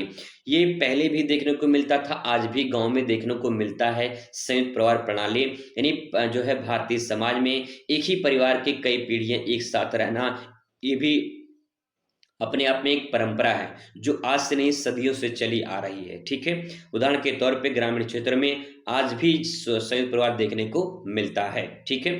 नेक्स्ट है कृषि आधारित अर्थव्यवस्था। कृषि आज की नहीं है, प्राचीन काल से चली आ रही है। पारंपरिक रूप से भारत में अर्थव्यवस्था कृषि पर ही निर्भर है और कृषि क्षेत्र से जो उत्पादन होता है उससे अर्थव्यवस्था तय होती है। तो इसमें आप लिख सकते हैं, उदाहरण के तौर पे लिखना चाहते हैं लिख सकते हैं इसमें कि भारत में किसान परंपरागत रूप से गेहूं, चावल और दलहन की खेती करते हैं और इसके आधार पे भारतीय जो अर्थव्यवस्था है वो निर्धारित होती है, ठीक है। ये सब जो है पारंपरिक परंपराएं हैं जो आज भी प्रचलन में है, ठीक है। कहने का मतलब ये बताना हमें कि जो हमारे दादा परदादा यूज करते थे आज भी हम उसे यूज कर रहे हैं, तो वो पारंपरिक व्यवस्था है, वही हमें बताना है, ठीक है। कि हमारे दादा परदादा का ये क्या यूज करते थे, क्या प्रयोग करते थे, आज के दिन में हम क्या कर रहे हैं। अगर हम वही कर रहे हैं तो समझिए वो पारंपरिक व्यवस्था के अंतर्गत आता है, ठीक है। चलिए, नेक्स्ट है कारीगरी और जो है हस्तशिल्प। प्राचीन समय भारत में हस्तशिल्प और कारीगरी का विकास हुआ था और आज भी देखने को मिलता है। जैसे राजस्थान की बंधेज साड़ी और या फिर हम कह सकते हैं बनारसी साड़ी। बनारसी साड़ी आज की नहीं है, प्राचीन काल से भी चली आ रही है और आज भी प्रसिद्ध है बनारसी साड़ी, ठीक है। नेक्स्ट है धार्मिक और सांस्कृतिक परंपराएं। धार्मिक और सांस्कृतिक परंपराओं का मतलब ये है कि भारत में विभिन्न त्योहार धार्मिक मान्यताओं की परंपरा के आधार पर मनाई जाती है। दिवाली, होली, मकर संक्रांति या फिर ईद, बकरीद, जो अन्य त्योहार होते हैं वो सब आज से नहीं मनाया जाता, प्राचीन काल से दादा परदादा मनाते आ रहे हैं, हम सब भी मना रहे हैं। तो ये परंपरा क्या है? ये परंपरा पारंपरिक है, जो सदियों से चली आ रही है। निष्कर्ष में ले सकते हैं भारत में परंपरागत व्यवस्था आज भी समाज में संस्कृति में महत्वपूर्ण भूमिका निभाती है। तो इसमें एक बड़ी बात नहीं है, सिंपल भाषा में आप इसे लिख सकते हैं क्वेश्चन को। क्वेश्चन नंबर नेक्स्ट आपके सामने यहाँ पे है, कार्य, व्यवसाय अथवा जीविका को चुनाव करते समय कौन-कौन सी बातें ध्यान में रखना चाहिए? यानी अगर आप कोई काम कर रहे हैं, कोई आप काम कर रहे हैं, तो काम करने के लिए आपको किन बातों को ध्यान में रखना चाहिए? व्यवसाय कर रहे हैं, कोई बिज़नेस कर रहे हैं, आप मान लीजिए ब्यूटीशियन का कोई दुकान खोल रहे हैं, कोई शॉप खोल रहे हैं, तो आपको कौन-सी बातों को ध्यान में रखना चाहिए? या फिर अपनी आजीविका के लिए अगर कोई काम कर रहे हैं, तो कौन-सी बातें ध्यान में रखना चाहिए, ये हमें बताना है, ठीक है? आगे देखिए, जीविका का चुनाव हमारे करियर और जीवन की दिशा निर्धारित करती है। यानी जो भी हम चुनाव करते हैं कि भविष्य में हमें क्या करना है। जैसे लोग 12 पास कर लेंगे ना, तो 12 पास करने के बाद क्या करना है? कुछ करना है या नहीं करना है? जो लोग करेंगे, वो उनके जो है डिपेंड करता है उनके करियर करियर पर कि आगे जो आप करेंगे, वो आपके करियर पर निर्भर करता है कि आप भविष्य में क्या बनेंगे, ठीक है? तो उस टाइम पे हमें कौन-सी बातें ध्यान में रखना है, वही बताना है यहाँ पे। तो जो आप जीविका का चुनाव कर रहे हैं, उससे करियर पर क्या प्रभाव पड़ेगा, वो करियर के ऊपर निर्भर करता है, ठीक है? सही करियर चुनाव के लिए हमें कई प्रकार के जो है विचार करना चाहिए। तो विचार करने के लिए हमें कई प्रकार के बारे में सोचना चाहिए कि हमें क्या करना चाहिए, क्या गलत है, क्या सही है, भविष्य में क्या करना है, ठीक है? उसके बारे में ज़रूर अध्ययन करना चाहिए। अब कैसा होगा इसका अध्ययन, आइए देखते हैं। रुचि और योग्यता का आकलन पहले करना चाहिए। आपका इसमें किसमें इंटरेस्ट है, किस चीज़ में इंटरेस्ट है, उसका आकलन करिए, ठीक है? आकलन का मतलब उसको देखिए, समझिए, परखिए, जानिए। आपसे बेहतर आपको कोई नहीं जानता, ये बात ध्यान रखिएगा। तो आप जो हैं, वो आप हैं। इसीलिए आपको कोई आपसे बेहतर नहीं जान सकता है, ना तो कोई टीचर जान सकता है, ना तो आपको जो है आपके माँ-बाप जान सकते हैं, आपसे बेहतर आपको कोई नहीं जान सकता है, इसीलिए अपना चुनाव खुद करना चाहिए, ठीक है? करियर चुनते समय ये देखना ज़रूरी होता है कि हमारी रुचि किस क्षेत्र में है और हमारे पास कौन-कौन सी योग्यताएँ हैं। जब आप 12 पास कर लोगे तो आपके पास एक योग्यता आ जाएगी कि आप 12 पास कर लिए हैं और आपको देखना कि आपको इंटरेस्ट किसमें है, किसमें रुचि है, आगे क्या करना है, उसके अकॉर्डिंग अपना चयन करना है। उदाहरण के तौर पे अगर समझाना चाहें तो आप इतना समझ सकते हैं, यदि किसी व्यक्ति को गणित या जो है और उसे विश्लेषण में रुचि है, तो बैंकिंग, डेटा साइंस में करियर बना सकता है। किसी को अन्य विषय में रुचि है तो उसमें जा सकता है, किसी को ब्यूटीशियन में इंटरेस्ट है तो ब्यूटीशियन में जा सकता है, किसी को सिलाई-कढ़ाई में इंटरेस्ट है तो सिलाई-कढ़ाई कर सकता है, जिसमें आपको इंटरेस्ट हो, जिसमें आपको रुचि हो, ठीक है? नेक्स्ट बात करते हैं शैक्षिक योग्यता। शैक्षिक योग्यता जो है ये निर्धारित करती है कि भविष्य में आप क्या बनेंगे। जिस क्षेत्र में करियर बनाना है उसके लिए आवश्यक शैक्षिक योग्यता प्राप्त करना ज़रूरी होता है। आपके पास क्या योग्यता है वो डिपेंड करता है और आगे क्या करना चाहते हैं वो डिपेंड करता है आपके करियर पे। डॉक्टर बनने के लिए मेडिकल की पढ़ाई करनी ज़रूरी होती है, ठीक है? अब यहाँ पे अगर आप डॉक्टर बनना चाहते हैं तो आपको डॉक्टर की पढ़ाई करनी पड़ेगी, ठीक है? तो इस प्रकार से अपनी शैक्षिक योग्यता जो है निर्धारित करते हैं और उसी के अकॉर्डिंग जो है लोगों को उनकी जॉब मिलती है। रोज़गार के अवसर, अगर रोज़गार की बात करें तो यहाँ पे यह देखना ज़रूरी है कि चुनाव किए गए क्षेत्र में भविष्य में कितने रोज़गार उपलब्ध होते हैं। यानी अगर मान लीजिए कोई आप जो है कॉम्पिटिशन की तैयारी करते हैं, तो आप जो तैयारी कर रहे हैं उसका कोई उद्देश्य होगा कि जो आप तैयारी कर रहे हैं, उससे भविष्य में क्या बन सकते हैं, किस क्षेत्र में जा सकते हैं, रोज़गार के अवसर कहाँ देखने को मिलेंगे। तो ये डिपेंड करता है आपके जो है इंटरेस्ट पर, ठीक है? नेक्स्ट है उदाहरण के तौर पे ले सकते हैं कि आईटी और डिजिटल मार्केटिंग क्षेत्र में आजकल अच्छी संभावनाएँ देखने को मिल रही हैं, तो लोग यहाँ पे अपना भविष्य बना रहे हैं, ठीक है? आगे बात करते हैं वेतन और अस्थायित्व। किसी भी करियर का चुनाव करते समय वेतन और नौकरी की स्थिरता पर ध्यान देना ज़रूरी होता है।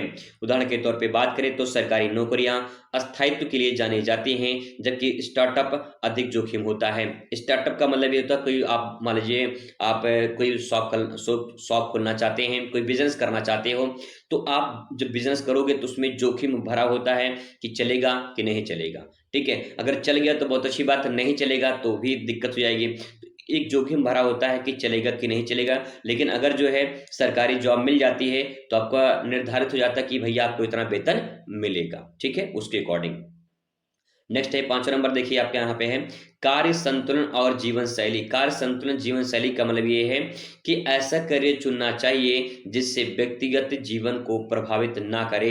ठीक है, उदाहरण के तौर पे आईटी क्षेत्र में कुछ नौकरियां घर से भी की जा सकती हैं जिससे जीवन संतुलन बना रहे। कहने का मतलब ये है कि आपको अपना ऐसा करियर चुनना है जिससे आपके जीवन पर कोई प्रभाव ना पड़े। ऐसे बहुत सारे लोग हैं जो सरकारी नौकरी में भी हैं लेकिन अपनी नौकरी से संतुष्ट नहीं है, तो उनकी जीवन शैली यानी वर्क लाइफ बैलेंस यानी बराबर नहीं है। जो लाइफ उनकी है बस वो किसी प्रकार से मजबूरी में काम कर रहे हैं, ठीक है, लेकिन वो संतुष्ट नहीं है। तो इस प्रकार से काम करना चाहिए जो हमारी संतुष्टि के लिए हो। ठीक है, निष्कर्ष में लिख सकते हैं कि करियर का चुनाव सोच समझ कर करना चाहिए ताकि भविष्य में संतुष्टि और सफलता प्राप्त हो सके। यानी जो आप करना चाहते हैं उसका सोच समझ कर निर्णय लेना चाहिए। क्वेश्चन नंबर नेक्स्ट है, उपभोक्ता के अधिकारों और समस्याओं का संक्षिप्त वर्णन कीजिए। तो उपभोक्ता के क्या अधिकार हैं, तो आइए देखते हैं। हर उपभोक्ता को अपने अधिकारों को जानकारी होना चाहिए ताकि वो बाजार में ठगी और अन्याय से बच सके। हम सब एक उपभोक्ता हैं। उपभोक्ता वो होता है जो किसी वस्तु का उपयोग करने वाला होता है, उसे उपभोक्ता कहा जाता है।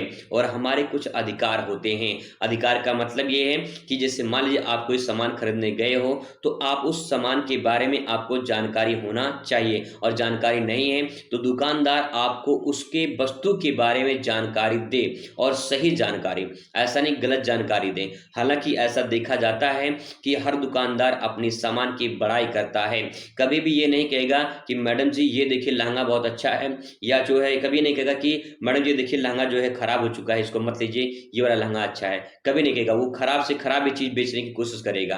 तो कहने का मतलब ये है कि आप जब वस्तु खरीदने जाएं तो आपको जानकारी होना चाहिए कि उसकी दाम क्या है, वो उसकी क्वालिटीज क्या है, उसकी जो क्या महत्व है, क्या विशेषताएं हैं, ये आपको जानकारी होना चाहिए। अगर नहीं जानकारी है तो आप उस दुकानदार से पूछ सकते हैं उसके बारे में, ताकि वो ठगी से बच सके। ठीक है, अब देखिए उपभोक्ता के कौन कौन से अधिकार हैं।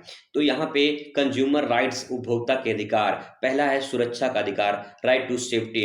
देखिए सिंपल भाषा में कहा जाए, सुरक्षा का अधिकार का मतलब ये कि अगर माने कोई वस्तु आप खरीद रहे हैं तो उस वस्तु से आपको सुरक्षा मिलनी चाहिए। अगर आप मान लीजिए गर्मी है और गर्मी के लिए आप कूलर लिए हैं और कूलर ठंडा ना करे, फिर इसके बाद जो है वो गर्म हवा दे, तो क्या आपको सुरक्षा प्रदान कर रहा है? नहीं।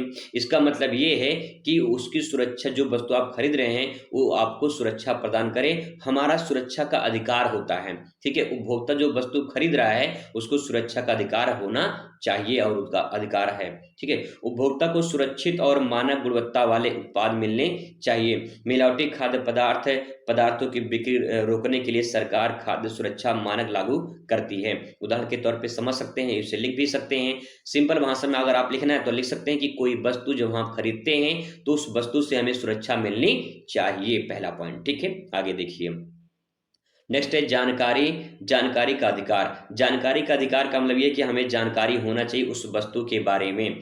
उपभोक्ता को उत्पाद की कीमत, सामग्री, उपयोग और एक्सपायरी डेट की जानकारी दी जानी चाहिए। अगर आप खरीदने गए हैं कोई सामान तो आपको उसकी कीमत पता होना चाहिए, सामग्री के बारे में पता होना चाहिए, उसको उपयोग के बारे में पता होना चाहिए, एक्सपायरी डेट जो होती है उसके बारे में पता होना चाहिए। अगर आपको ये सब पता है तो इसका मतलब कि आपको जानकारी है, तो आप ठग नहीं जाएंगे। ठीक है, आगे इसमें उदाहरण के तौर पे देखिए, दवाओं के पैकेट पर उनके दुष्प्रभाव जो होते हैं वो लिखे होते हैं और उसके उपयोग की विधि लिखी होती है।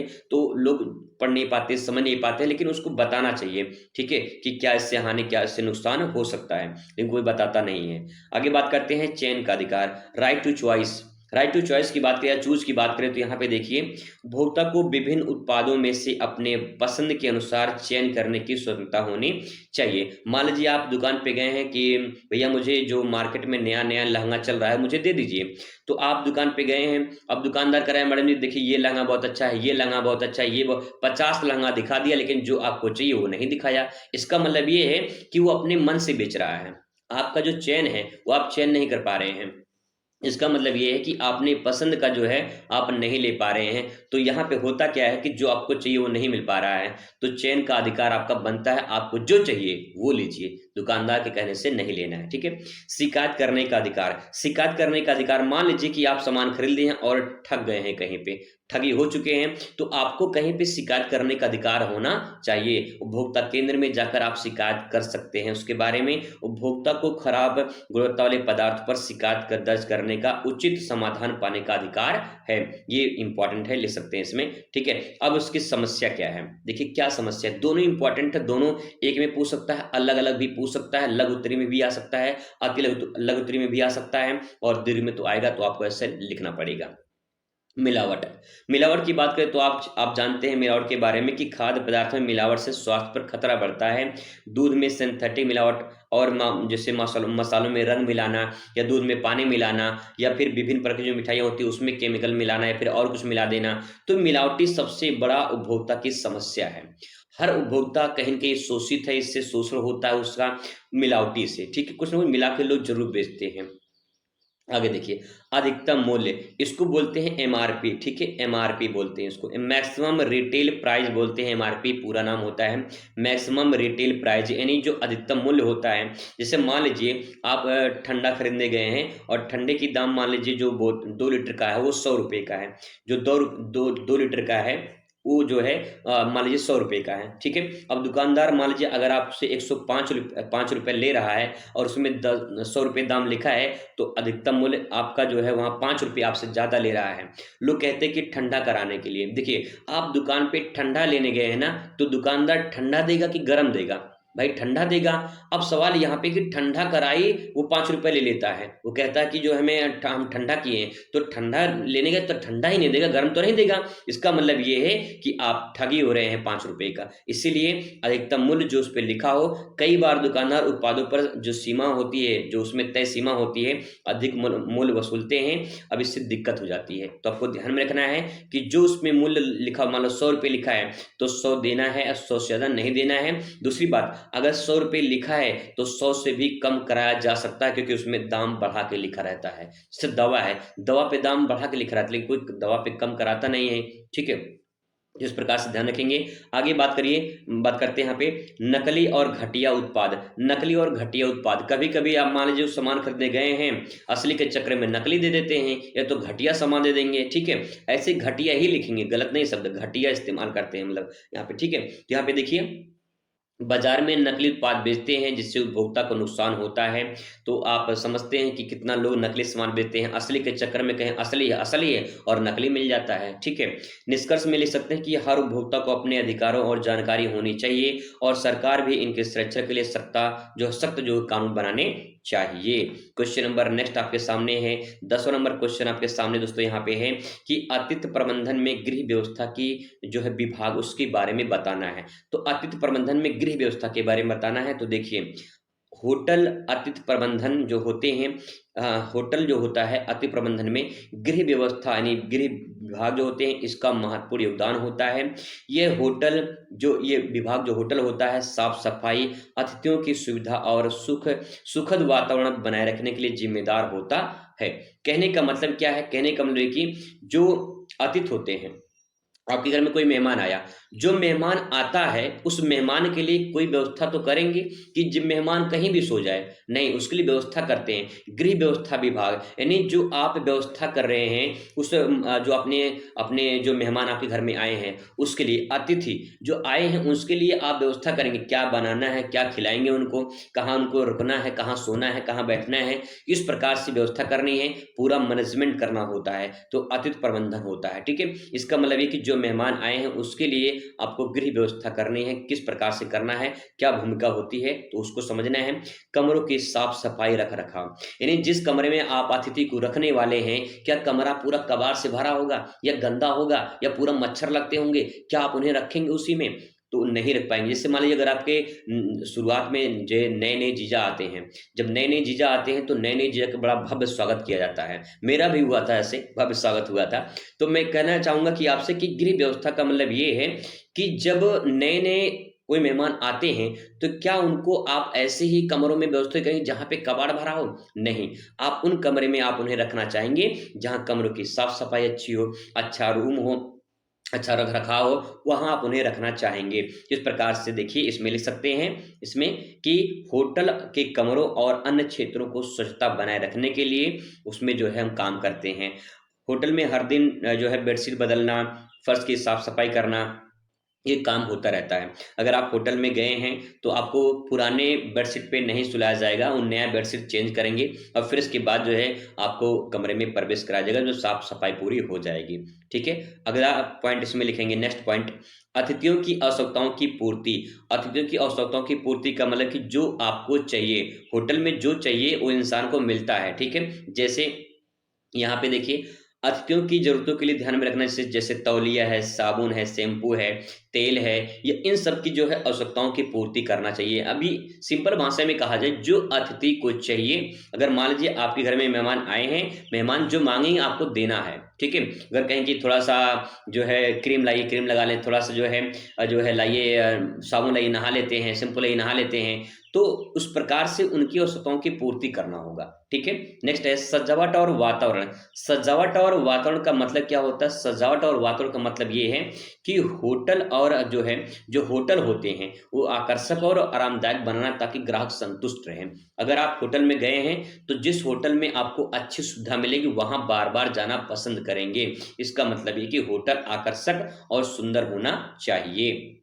नेक्स्ट सुरक्षा और स्वच्छता। भाई सेफ्टी भी होनी चाहिए और स्वच्छता भी होनी चाहिए। होटल में स्वच्छता बनाए रखना ताकि संक्रमण और बीमारी से बचा जा सके, तो इसलिए साफ-सफाई भी ज़रूरी होता है। लॉन्ड्री सेवाएँ, लॉन्ड्री सेवाओं का मतलब कि होटल में कपड़ों और लिनन की धुलाई के करना ज़रूरी होता है। मतलब कि साफ-सफाई, कपड़ों की जो वहाँ पे जो बेडशीट वगैरह होते हैं, ये जो कपड़े होते हैं, उनको साफ-सफाई करना ज़रूरी होता है। तो आप इसके बारे में अच्छे से लिख सकते हैं। निष्कर्ष में 2 लाइन लिखेंगे कि जो है गृह व्यवस्था विभाग होटल और अतिथि प्रबंधन में महत्वपूर्ण भूमिका निभाता है। ये सुनिश्चित करता है कि ग्राहक को अनुभव और शानदार सुविधाजनक हो। सिंपल सिंपल भाषा में कहा जाए कि जो आपको यहाँ पे मिल रहा है, जो सुविधा आपको मिल रही है, वो सुविधा आपको अगर मिल रही है अच्छे तरीके से, स्वास्थ्य अच्छा वहाँ पे मतलब साफ-सफाई अच्छी है, वहाँ पे सारी सुविधाएँ अच्छी हैं, तो आपको वहाँ पे सब कुछ अच्छा रहेगा, तो आप दोबारा वहाँ पे जाना पसंद करोगे। अगर सुविधा अच्छी नहीं है, तो दोबारा जाना पसंद नहीं करोगे। ठीक है? क्वेश्चन नंबर 11 से यहाँ पे हम लोग शुरुआत करने वाले हैं। क्वेश्चन इस प्रकार से पूछा जाएगा कि भारत सरकार की समेकित बालक विकास सेवा क्या है? संक्षेप में लिखिए। इसके बाद जो है भारत में सहायक और विशिष्ट सेवाओं एवं संसाधनों की कमी के क्या कारण हैं? इस प्रकार से क्वेश्चन पूछा जा सकता है या फिर क्वेश्चन पूछेगा रेस्टोरेंट या रेस्तरां रसोई घर का अर्थ क्या होता है, इनकी जो कार्य प्रणाली होती है इनके बारे में समझाना है। ठीक है, इसके बाद क्वेश्चन नंबर यहाँ पे नेक्स्ट देखिए ऐसे क्वेश्चन पूछेगा कार्य आजीविका तथा जीविका में उद्यमिता में क्या क्या है ये इसके बारे में विस्तृत जानकारी देना है। ठीक है, इसके बाद क्वेश्चन नंबर 15 आपके सामने यहाँ पे है निम्नलिखित पदों को समझाइए। जैसे खाद्य विज्ञान क्या होता है, खाद्य संसाधन क्या होता है, खाद्य प्रौद्योगिकी क्या होती है, खाद्य विनिर्माण क्या होता है, खाद्य का खराब होना इससे आप क्या समझते हैं, इन सब के बारे में जो है आपको थोड़ा-थोड़ा लिखना होगा। ठीक है? तो चलिए शुरुआत करते हैं। क्वेश्चन पहला आपके सामने मतलब कि 11 नंबर क्वेश्चन आपके सामने है। भारत सरकार की समेकित बाल विकास सेवा, ठीक है? आईसीडीएस क्या होता है इसके बारे में समझना है। तो सबसे पहले यहाँ पे इसके बारे में लिखेंगे। यहाँ पे लिखेंगे इसका तो सबसे पहले पूरा नाम लिखेंगे समेकित बाल विकास सेवा, इसको बोलते हैं ICDS integrated child development service. ठीक है, ये तो पूरा नाम हो गया। भारत सरकार की एक प्रमुख योजना है। पहला पॉइंट क्या है ये? समेकित बाल विकास सेवा भारत सरकार की योजना है, ना कि जो है राज्य सरकार की। भारत सरकार की योजना है जिससे 1975 में बच्चों, गर्भवती महिलाओं और धात्री माताओं को पोषण, स्वास्थ्य और शिक्षा को सुधारने के लिए किया गया है। तो ये जो है बाल विकास सेवा, जो समेकित बाल विकास सेवा है, इसका उद्देश्य ये है कि जो गर्भवती महिलाएँ हैं, धात्री माताओं का पोषण और स्वास्थ्य जो है शिक्षा सुधारने के जो उद्देश्य हैं, इसके लिए जो है इनका इस योजना का शुरुआत किया गया था। ठीक है? ये तो बात होगी थोड़ा-सा इसके बारे में इंट्रोडक्शन के बारे में। अब इसके बारे में बात करते हैं इसका मुख्य उद्देश्य क्या है? तो देखिए मुख्य उद्देश्य में पहला है यहाँ पे बाल पोषण सुधार। बाल पोषण सुधार का मतलब है कि 6 वर्ष तक के जो बच्चे हैं उन बच्चों को संतुलित आहार देने के लिए इस योजना का शुरुआत किया गया। तो 6 वर्ष के जो बच्चे होते हैं, 6 वर्ष से कम के जो बच्चे होते हैं, उनको संतुलित आहार देने के लिए जो है इस योजना की शुरुआत की थी। इसका मुख्य उद्देश्य हो जाएगा। ठीक है, तो पहला हेडिंग बना के इसके बारे में आप इस प्रकार से लिख दीजिए।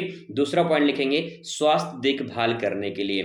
दूसरा उद्देश्य ये है, स्वास्थ्य देखभाल का मतलब ये है टीकाकरण समय से हो, ठीक है, स्वास्थ्य जांच अच्छे से हो और चिकित्सीय सहायता उनको समय समय मिलता रहे ताकि कोई दिक्कत परेशानी ना हो। इसके कारण जो है इस योजना की शुरुआत की गई है। ठीक है, आगे देखिए नेक्स्ट है पूर्व प्राथमिक शिक्षा। पूर्व प्राथमिक शिक्षा का मतलब है कि आंगनवाड़ी केंद्रों के माध्यम से बच्चों को प्रारंभिक शिक्षा देना, इसलिए इस योजना की शुरुआत की गई थी। मतलब कई सारे फायदे यहाँ से आपको मिल जाते हैं। नेक्स्ट इसमें पॉइंट है, चौथा पॉइंट है महिलाओं को सशक्तिकरण। महिलाओं को सशक्तिकरण का मतलब कि जैसे गर्भवती महिला है या फिर धात्री महिलाओं को उचित पोषण या स्वास्थ्य सेवाएं प्रदान करना, इन सब के उद्देश्य के लिए इस योजना की शुरुआत की गई थी। तो ये पॉइंट आप इसमें ले सकते हैं। इसके प्रमुख घटक कौन कौन से हैं, घटक का मतलब कौन कौन से इसके पार्ट हैं, तत्व हैं। आंगनबाड़ी केंद्र, इसके माध्यम से जो है बाल जो है जो बच्चे होते हैं उनको जो है सहायता प्रदान की जाती है, उनको आंगनबाड़ी में शिक्षा प्रदान की जाती है। ठीक है, पूरक पोषण कार्यक्रम ये भी चलाया जाता है ताकि बच्चों को अच्छे से संतुलित आहार मिल सके। इसके बाद देखिए अगला पॉइंट है टीकाकरण समय से हो सके, उनकी स्वास्थ्य की जांच भी हो सके समय से। मातृ एवं शिशु की देखभाल करने का उद्देश्य जो है बनाया गया था। इसके बारे में थोड़ा सा निष्कर्ष ले देंगे कि आईसीडीएस योजना गरीब और कमजोर वर्गों के बच्चों तथा महिलाओं के पोषण और स्वास्थ्य में सुधार लाने की मदद करती है। सरकार इसे प्रभावी बनाने के लिए समय समय पर बदलाव भी करती रहती है।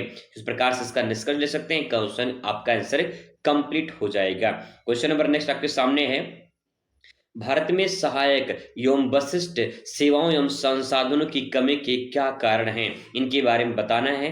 तो यहाँ पे देखिए इसके बारे में लिखेंगे, भारत में सहायक और वशिष्ठ सेवाओं के पीछे जो कई सारे कारण हैं। पहला कारण है बुनियादी ढांचों की कमी। बुनियादी ढांचों की कमी का मतलब क्या है, इसका मतलब है अस्पताल, स्कूल, परिवहन, अन्य सेवाओं की उचित विकास नहीं हुआ है। ये कारण हमको देखने को मिलता है। ठीक है, नेक्स्ट ग्रामीण क्षेत्रों में सुविधाओं का अभाव देखने को मिलता है। कहने का मतलब ये कि क्वेश्चन आपसे ये पूछ रहा है कि भारत सहायक एवं वशिष्ठ सेवा जो संसाधन मिलते हैं, उस संसाधनों को आप देखेंगे तो ग्रामीण क्षेत्रों में आपको अस्पताल बहुत कम देखने को मिलते हैं, अच्छे स्कूल बहुत कम देखने को मिलते हैं, परिवहन की सुविधा बहुत कम देखने को मिलती है। हालांकि धीरे धीरे शुरुआत इसकी बहुत तेज से बढ़ रहा है, लेकिन फिर भी अभी भी हमें कमी देखने को मिलती है। लोग शहर में क्यों भागते हैं, क्योंकि वहाँ पे अच्छे अस्पताल हैं, अच्छे स्कूल हैं, अच्छे परिवहन की सुविधाएं मिल जाती हैं, आसानी से मिल जाती हैं। इसी कारण लोग गांव से शहर में जाते हैं ना, तो सुविधा वहाँ पे मिल जाती है। ग्रामीण क्षेत्रों में सुविधाओं का अभाव होता है। ठीक है, तो ये बुनियादी ढांचे हैं। बुनियादी ढांचों का मतलब एक जो हमारी मेन आवश्यकता है, जो हमारे आवश्यकताओं की पूर्ति नहीं हो पाती है, तो ये बुनियादी ढांचे के अंतर्गत आते हैं। दूसरा पॉइंट इसमें लिखेंगे आप लोग, वित्तीय संसाधनों की कमी। वित्तीय संसाधनों की कमी का मतलब है कि सरकार के पास सीमित बजट होता है, जिससे इन सेवाओं पर खर्च सीमित होता है। निजी क्षेत्र में केवल लाभ और क्षेत्रों में निवेश कर जो है इसके लिए किया जाता है। कहने का मतलब यह है कि वित्तीय संसाधनों की कमी देखने को मिलती है। सरकार के पास जो धन आता है, यानी जो बजट होता है, वो उसका जो है बजट कम होता है, यानी सीमित होता है। और जो निजी क्षेत्र होते हैं केवल लाभ कमाने के लिए काम करते हैं। प्राइवेट में अगर मान लीजिए कोई परेशान हो गया और प्राइवेट में अगर आप जाते हैं तो वहाँ पैसा ज़्यादा लगता है, सरकारी सेक्टर में पैसा थोड़ा कम लगता है। तो यहाँ पे जो वित्तीय संसाधन इसकी कमी देखने को मिलती है। तीसरा नंबर यहाँ पे देखिए, कुशल मानव संसाधनों की कमी। कुशल मानव संसाधनों की कमी का मतलब है कि विशेषज्ञ डॉक्टर, वैज्ञानिक, प्रशिक्षित तकनीशियनों की संख्या कम है। ग्रामीण क्षेत्रों में आपको बहुत ही कम देखने को मिलेगा। भारत में प्रतिभा पलायन बड़ी जो है समस्या है। प्रतिभा पलायन का मतलब है कि जो अच्छे टैलेंट लोग हैं ना, वो भारत में दिखने बहुत कम मिलते हैं। जो टैलेंट हो जाते हैं वो विदेश में चले जाते हैं। तो ये सब भी जो है इनकी समस्या देखने को मिलती है। ठीक है, अगला पॉइंट है जनसंख्या वृद्धि और अत्यधिक मांग। जनसंख्या वृद्धि और अत्यधिक मांग का मतलब है कि जनसंख्या बढ़ेगी तो भाई संसाधन की मांग भी बढ़ेगी। ठीक है, तो संसाधनों की तुलना में जनसंख्या तेजी से बढ़ रही है। जितने हमारे पास संसाधन है उसकी कई गुना जनसंख्या बढ़ रही है। तो जनसंख्या बढ़ेगी, आने वाले दिनों में महंगाई बढ़ेगी। ठीक है, नेक्स्ट है मांग अधिक होने के कारण सेवाओं जो सेवाएं होती हैं सभी तक नहीं पहुंच पाती हैं। तो इस प्रकार से सेंटेंस को आप ले सकते हैं और फिर इसके बाद छोटा सा यहाँ पे निष्कर्ष लिख देंगे कि सरकार को बुनियादी सुविधाओं का विकास, शिक्षा, स्वास्थ्य क्षेत्र में निवेश बढ़ाने की आवश्यकता है ताकि इन सेवाओं को गुणवत्ता में बेहतर किया जा सके। इस प्रकार से इसको लिख सकते हैं। आगे क्वेश्चन इंपॉर्टेंट है, मोस्ट इंपॉर्टेंट है, इसको हाईलाइट कर लीजिए क्वेश्चन कि रेस्तरां यानी रेस्टोरेंट और रसोई घर में क्या अंतर होता है और इसकी जो कार्य प्रणाली होती है इसके बारे में आपको बतानी है। तो चलिए सबसे पहले बात करते हैं यहाँ पे रेस्तरां या रेस्टोरेंट के बारे में समझते हैं।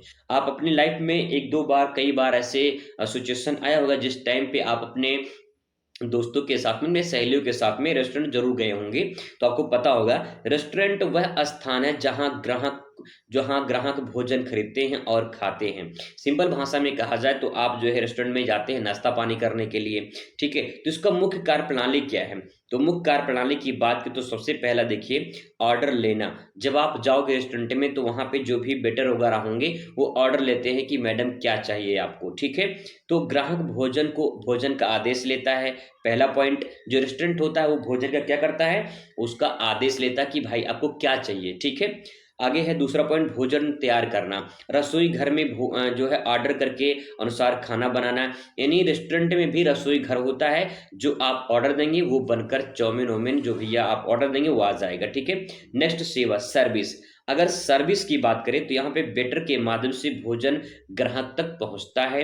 ठीक है, आप जो ऑर्डर करेंगे वो आप पहले किचन में, मतलब कि जो रसोई घर होगा वहां किचन में बनेगा, फिर इसके बाद जो है आप तक पहुंचेगा। ठीक है, भुगतान, इसके बाद भुगतान होता है, जो भी पेमेंट होगा पेमेंट करेंगे, ग्राहक से भोजन के बदले भुगतान लेना होता है और ये सब प्रक्रिया रेस्टोरेंट में किया जाता है। ठीक है, तो जो इसके काम है वो हो गया। अब बात करते हैं रसोई घर के किचन के बारे में। तो रसोई घर वह स्थान होता है जहां भोजन तैयार किया जाता है। देखिए रसोई घर आपके घर में भी होता है, रसोई घर रेस्टोरेंट में, होटल में भी होता है। इसकी कार्य प्रणाली की बात करें तो यहाँ पे आप लिख पाएंगे इसमें सामग्री की तैयारी। जो भी आप बनाना चाह रहे हैं उस सामग्री की तैयारी आप कर लीजिए। भोजन बनाने के लिए आवश्यक सामग्री आपका चयन कर लीजिए, आपके पास होना चाहिए वो सामग्री जो आप बनाना चाहते हैं। नेक्स्ट खाना पकाना। सामग्री तैयार हो गया, अब खाना पकाना यानी खाना बनाना शुरू करेंगे। निर्धारित विधि से आप भोजन बनाएंगे, जो भी आप प्रक्रिया अपनाते हैं। जैसे मान लो पनीर बनानी है तो पनीर बनाने के लिए हमारे पास पनीर आ चुका है और फिर इसके बाद अब पनीर बनाना शुरू करनी है। ठीक है, तो जो विधि है उस विधि से बनाना शुरू करेंगे तो भोजन पकाना इस पर हो जाएगा। नेक्स्ट परोसना। तैयार भोजन को सही तरीके से प्लेट में सजा कर रखना, उन्हें परोसना। परोसना भी एक कला होता है। आप मेहमान के पास जो है लेकर जाएंगे तो ऐसा नहीं कि एक थाली में आप सारा चीज एक ही में निकाल देंगे, दाल भी, चावल भी, सब्जी भी, रोटी भी, ऐसा नहीं होगा। आप अलग अलग कटोरी में उसको निकाल के अलग अलग लेकर जाएंगे। तो परोसना भी एक कला होती है। ठीक है, यह ध्यान रखेंगे, आपको अच्छे से पता होगा। नेक्स्ट है स्वच्छता और सफाई। सफाई और रख रखाव की बात करें तो स्वच्छता सबसे इंपॉर्टेंट होता है और किचन में तो बहुत इंपॉर्टेंट होता है कि साफ सफाई बनी रहे। ठीक है, निष्कर्ष में आप ले सकते हैं कि रेस्टोरेंट रसोई घर मिलाकर एक सुव्यवस्थित प्रणाली होते हैं जहां भोजन की गुणवत्ता, सेवा और ग्राहक की संतुष्टि पर ध्यान दिया जाता है। कुल मिला जुला के कहा जाए तो जो एक रेस्टोरेंट होता है उस रेस्टोरेंट में एक किचन भी होता है और किचन घर में भी होता है। ठीक है, तो दोनों का उद्देश्य क्या होता है यहाँ पे आप इसको समझ गए होंगे। चलिए बात करते हैं नेक्स्ट क्वेश्चन पर। क्वेश्चन है कार्य और आजीविका तथा जीविका में उद्यमिता का क्या महत्व है। तो सबसे पहले हम कार्य को देखेंगे कि कार्य क्या होता है, व्हाट इज वर्क। ठीक है, देखिए कोई भी गतिविधियां कोई भी गतिविधियाँ जिससे किसी उद्देश्य से किया जाए, उसे कार्य कहते हैं। ये भुगतान या बिना भुगतान के हो सकता है।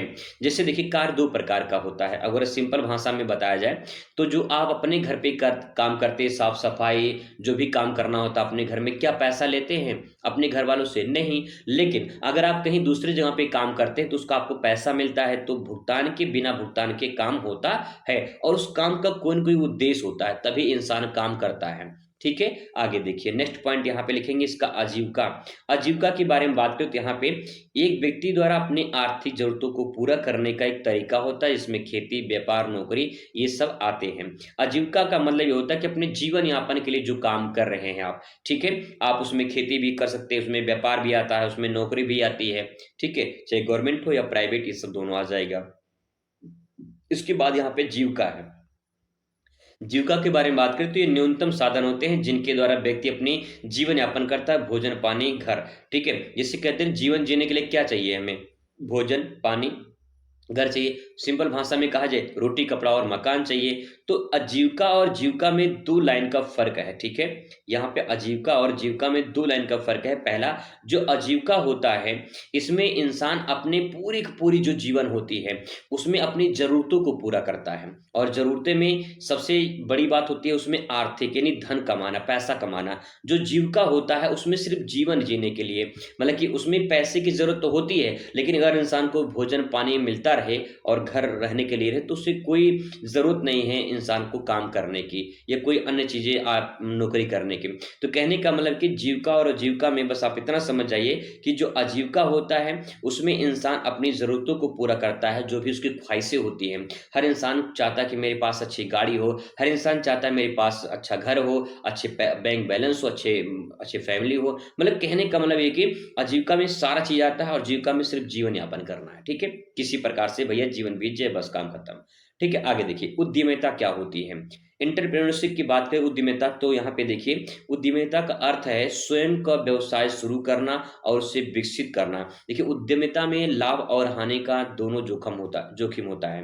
क्योंकि अगर आप मान लीजिए कोई ब्यूटीशियन का दुकान खोलते हो, तो उसमें लाभ भी है और हानि भी है। अगर चल गया बहुत बढ़िया है, नहीं चलेगा तो घाटा होगा। तो इस प्रकार से आप इसके बारे में आप समझ सकते हैं। अब बात करते हैं इसके महत्व के बारे में, ठीक है? आगे देखिए इसके महत्व के बारे में बात करें तो यहाँ पे लिखेंगे पहला पॉइंट है रोजगार के अवसर, ठीक है? रोजगार के अवसर। उद्यमिता नए व्यवसाय का निर्माण करके रोजगार बढ़ाती है।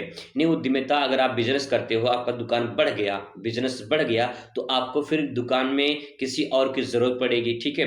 तो उससे क्या होता है लोगों को रोजगार मिलेगा, तो रोजगार को बढ़ाती है उद्यमिता, पहला पॉइंट।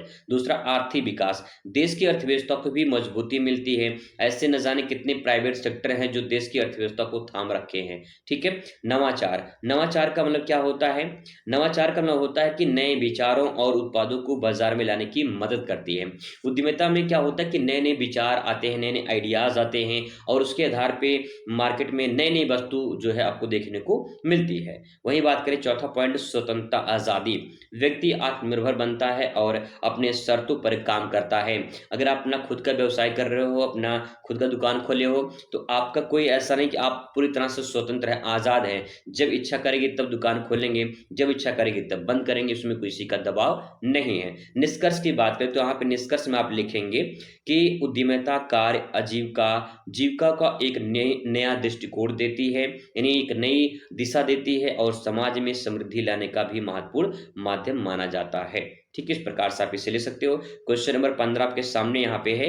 निम्नलिखित जो पद है यहाँ पे इनकी व्याख्या करनी है, उदाहरण सहित भी आपको अच्छे से बताएँगे ताकि आप उसे समझ पाएँ। तो देखिए पहले है खाद्य विज्ञान, फूड साइंस क्या होता है इसके बारे में एक्सप्लेन करना है। तो देखिए फूड साइंस खाद्य विज्ञान भोजन के उत्पादन, प्रसंस्करण, पोषण, सुरक्षा से संबंधित वैज्ञानिक को अध्ययन है। कहने का मतलब ये कि जो खाद्य भोजन है, उसका उत्पादन, प्रसंस्करण मतलब कि उत्पादन किस प्रकार से करना है, इस बार अगर उत्पादन नहीं हुआ तो अगली बार उत्पादन कैसे करना है, उसमें बदलाव क्या करना है। प्रसंस्करण का मतलब हो सकता है कि हम कह सकते हैं कि यहाँ पे कि एक उत्पादन के बाद दूसरा उत्पादन उससे बेहतर करना है, ठीक है? मतलब एक बार आप किसी चीज़ को पढ़े हैं, जब दोबारा पढ़ेंगे तो उससे कुछ बेहतर जानकारी मिलेगी, वही प्रसंस्करण है, ठीक है? पोषण यानी जो आप उपयोग करते हैं। सुरक्षा से संबंधित वैज्ञानिक अध्ययन होता है। ठीक है, आगे यह सुनिश्चित करता है कि भोजन स्वास्थ्य, स्वादिष्ट और सुरक्षित होना चाहिए। ठीक है, वैज्ञानिक विज्ञान में यहाँ पे ये माना गया है कि खाद्य विज्ञान यानी जो भी आप जो वस्तु या फिर जो पोषण जो भी आपके पास सामग्री है वो मतलब कि आप स्वास्थ्य के लिए अच्छा हो, स्वादिष्ट होना चाहिए, सुरक्षित होना चाहिए, ताकि जो है आपको कोई दिक्कत परेशानी ना हो। उदाहरण के तौर पे बात करें जैसे दूध की पाश्चुरीकृत करना, ताकि उसमें हानिकारक बैक्टीरिया ना रहें। ठीक है, इस प्रकार से यानी दूध को गर्म करके जब पी लेते हैं तो उसमें जो हानिकारक बैक्टीरिया होती है उसमें खत्म हो जाती है। आगे देखिए, खाद्य संसाधन फूड रिसोर्स की बात करें तो यहाँ पे लिखेंगे खाद्य संसाधन में प्राकृतिक और कृत्रिम साधन होते हैं जिनका उपयोग भोजन उत्पादन में किया जाता है। कहने का मतलब कि प्राकृतिक भी होते हैं, कृत्रिम भी होते हैं। यानी प्राकृतिक का मतलब जैसे फल वगैरह हो गया, प्राकृतिक हो गया। कृत्रिम का मतलब जो इंसान बनाएगा, रोटी है, चावल है, दाल है, ये बनाते हैं तो कृत्रिम साधन हो जाएगा। ठीक है, जिनका उपयोग भोजन उत्पादन में किया जाता है। ठीक है, आगे देखिए, उदाहरण के तौर पे बात करें तो यहाँ पे प्राकृतिक खाद में गेहूं, चावल, मछली, दूध आ जाएगा और कृत्रिम में उर्वरक, जैविक खाद, सिंचाई प्रणाली इसमें इसके अंतर्गत आएंगे। यानी गेहूं चावल भी इंसान का जो है उसे बनाते हैं, लेकिन उत्पादन वो प्रकृति के द्वारा ही होता है। ठीक है, आगे बात करते हैं खाद्य प्रौद्योगिकी के बारे में, फूड टेक्नोलॉजी के बारे में। तो देखिए, खाद्य प्रौद्योगिकी में उन तकनीकी का अध्ययन किया जाता है जो भोजन को संरक्षित, स्वादिष्ट और पौष्टिक बनाया जा सकता है। किस टेक्निक से जो है उसको स्वादिष्ट बनाया जाए, जैसे आप खाना बना रहे हो तो क्या उसमें मिलाया जाए, किस टेक्निक से उसको जो है बनाया जाए कि वो स्वादिष्ट बने और अच्छा सा बने, ताकि जो है आपका नाम हो कि हाँ किसी ने बनाया है। ठीक है, उदाहरण के तौर पे बात करें तो फलों का जो डिब्बा बंद करके लंबे समय तो सुरक्षित रखना ये देखा जाता है। डीप फ्रीजिंग तकनीकी माध्यम से जो मछली होती है मांस को खराब होने से बचाना, ये सब यानी फ्रिज वगैरह काम किए जाते हैं, ये भी टेक्नोलॉजी का ही कमाल है, जिसमें हम फ्रिज में रख देते हैं सामान खराब नहीं होता है। ठीक है, नेक्स्ट है खाद्य विनिर्माण। खाद्य विनिर्माण का मतलब ये है कि खाद्य विनिर्माण वह प्रक्रिया है जिसमें कच्चे कच्चे पदार्थ को तैयार करने और खाद्य उत्पादों में बदला जा सकता है। कहने का मतलब क्या है? कहने का मतलब दूध से जो है चीज या दही बनाना, यानी जो दूध है अगर दूध से दही बना दिया जाए तो इस प्रक्रिया को विनिर्माण कहते हैं। यानी किसी दूसरे उपयोगी वस्तु में बदल देना विनिर्माण कहलाता है। जैसे दूध से बना दही, ठीक है, गेहूं से बना आटा या ब्रेड बनाना, ये विनिर्माण प्रक्रिया कहलाता है। ठीक है, जैसे मिट्टी है, अगर मिट्टी से ईंट बना दिया जाए तो ये ईंट क्या है, ये विनिर्माण प्रक्रिया के अंतर्गत आएगा। ठीक है, इस प्रकार से तो ये पॉइंट था जो इंपॉर्टेंट है। इसके बाद नेक्स्ट पॉइंट आता है आपका यहाँ पे खाद्य का खराब होना, यानी जो खाद्य का खराब होना, उसके खराब होने के पीछे रीजन क्या है। तो इसमें लिखेंगे खाद्य का खराब होना वह प्रक्रिया है इसमें भोजन की गुणवत्ता, स्वाद, अन्य पोषक मूल्य होते हैं वो नष्ट हो जाते हैं, जिससे खाना जो है खाने योग्य नहीं रहता, यानी खराब हो जाता है। अपनी भाषा में जो कहते हैं कि यह बासी हो चुका है। ठीक है, उदाहरण के तौर पे बात करें, अधिक समय तक खुले रखने पर दूध जिससे फट जाता है, गर्मियों में सब्जी का जल्दी सड़ जाना, ठीक है, तले हुए खाद्य पदार्थों में जो है बासी गंध आ जाना, ये सब जो है देखने को मिलता है। निष्कर्ष में आप यहाँ पे लिख सकते हैं कि खाद्य विज्ञान प्रौद्योगिकी भोजन को स्वास्थ्य और सुरक्षित बनाने में मदद करते हैं, जबकि खाद्य खराब को रोकने के लिए उचित सुरक्षा तकनीकों की आवश्यकता होती है। ठीक है, तो इस प्रकार से आप इसे लिख देंगे, आपका काम हो जाएगा। ध्यान रखिए, अगर समझ जाएंगे तो अपनी भाषा में इसे आप बना के लिख देंगे, तब भी दिक्कत नहीं होगी। और कोशिश करें कि आप कोई भी क्वेश्चन छोड़ कर ना आए, कुछ ना कुछ बनाकर लिख कर आएंगे। अगर आप छोड़ कर आएंगे तो ध्यान रखिएगा कुछ नहीं मिलेगा, अगर कुछ लिख कर आएंगे तो बहुत कुछ मिल जाएगा। इसीलिए कॉपी को सादा छोड़ेंगे नहीं, आप कुछ ना कुछ बनाकर लिख कर आएंगे। अब ध्यान रखिएगा कि अगर आप कुछ छोड़ कर मतलब कि क्वेश्चन छोड़ देंगे तो आपका उतना नंबर कट जाएगा, इसलिए सारे क्वेश्चन करके आना है। मुलाकात करेंगे अगली वीडियो में। Thanks for watching.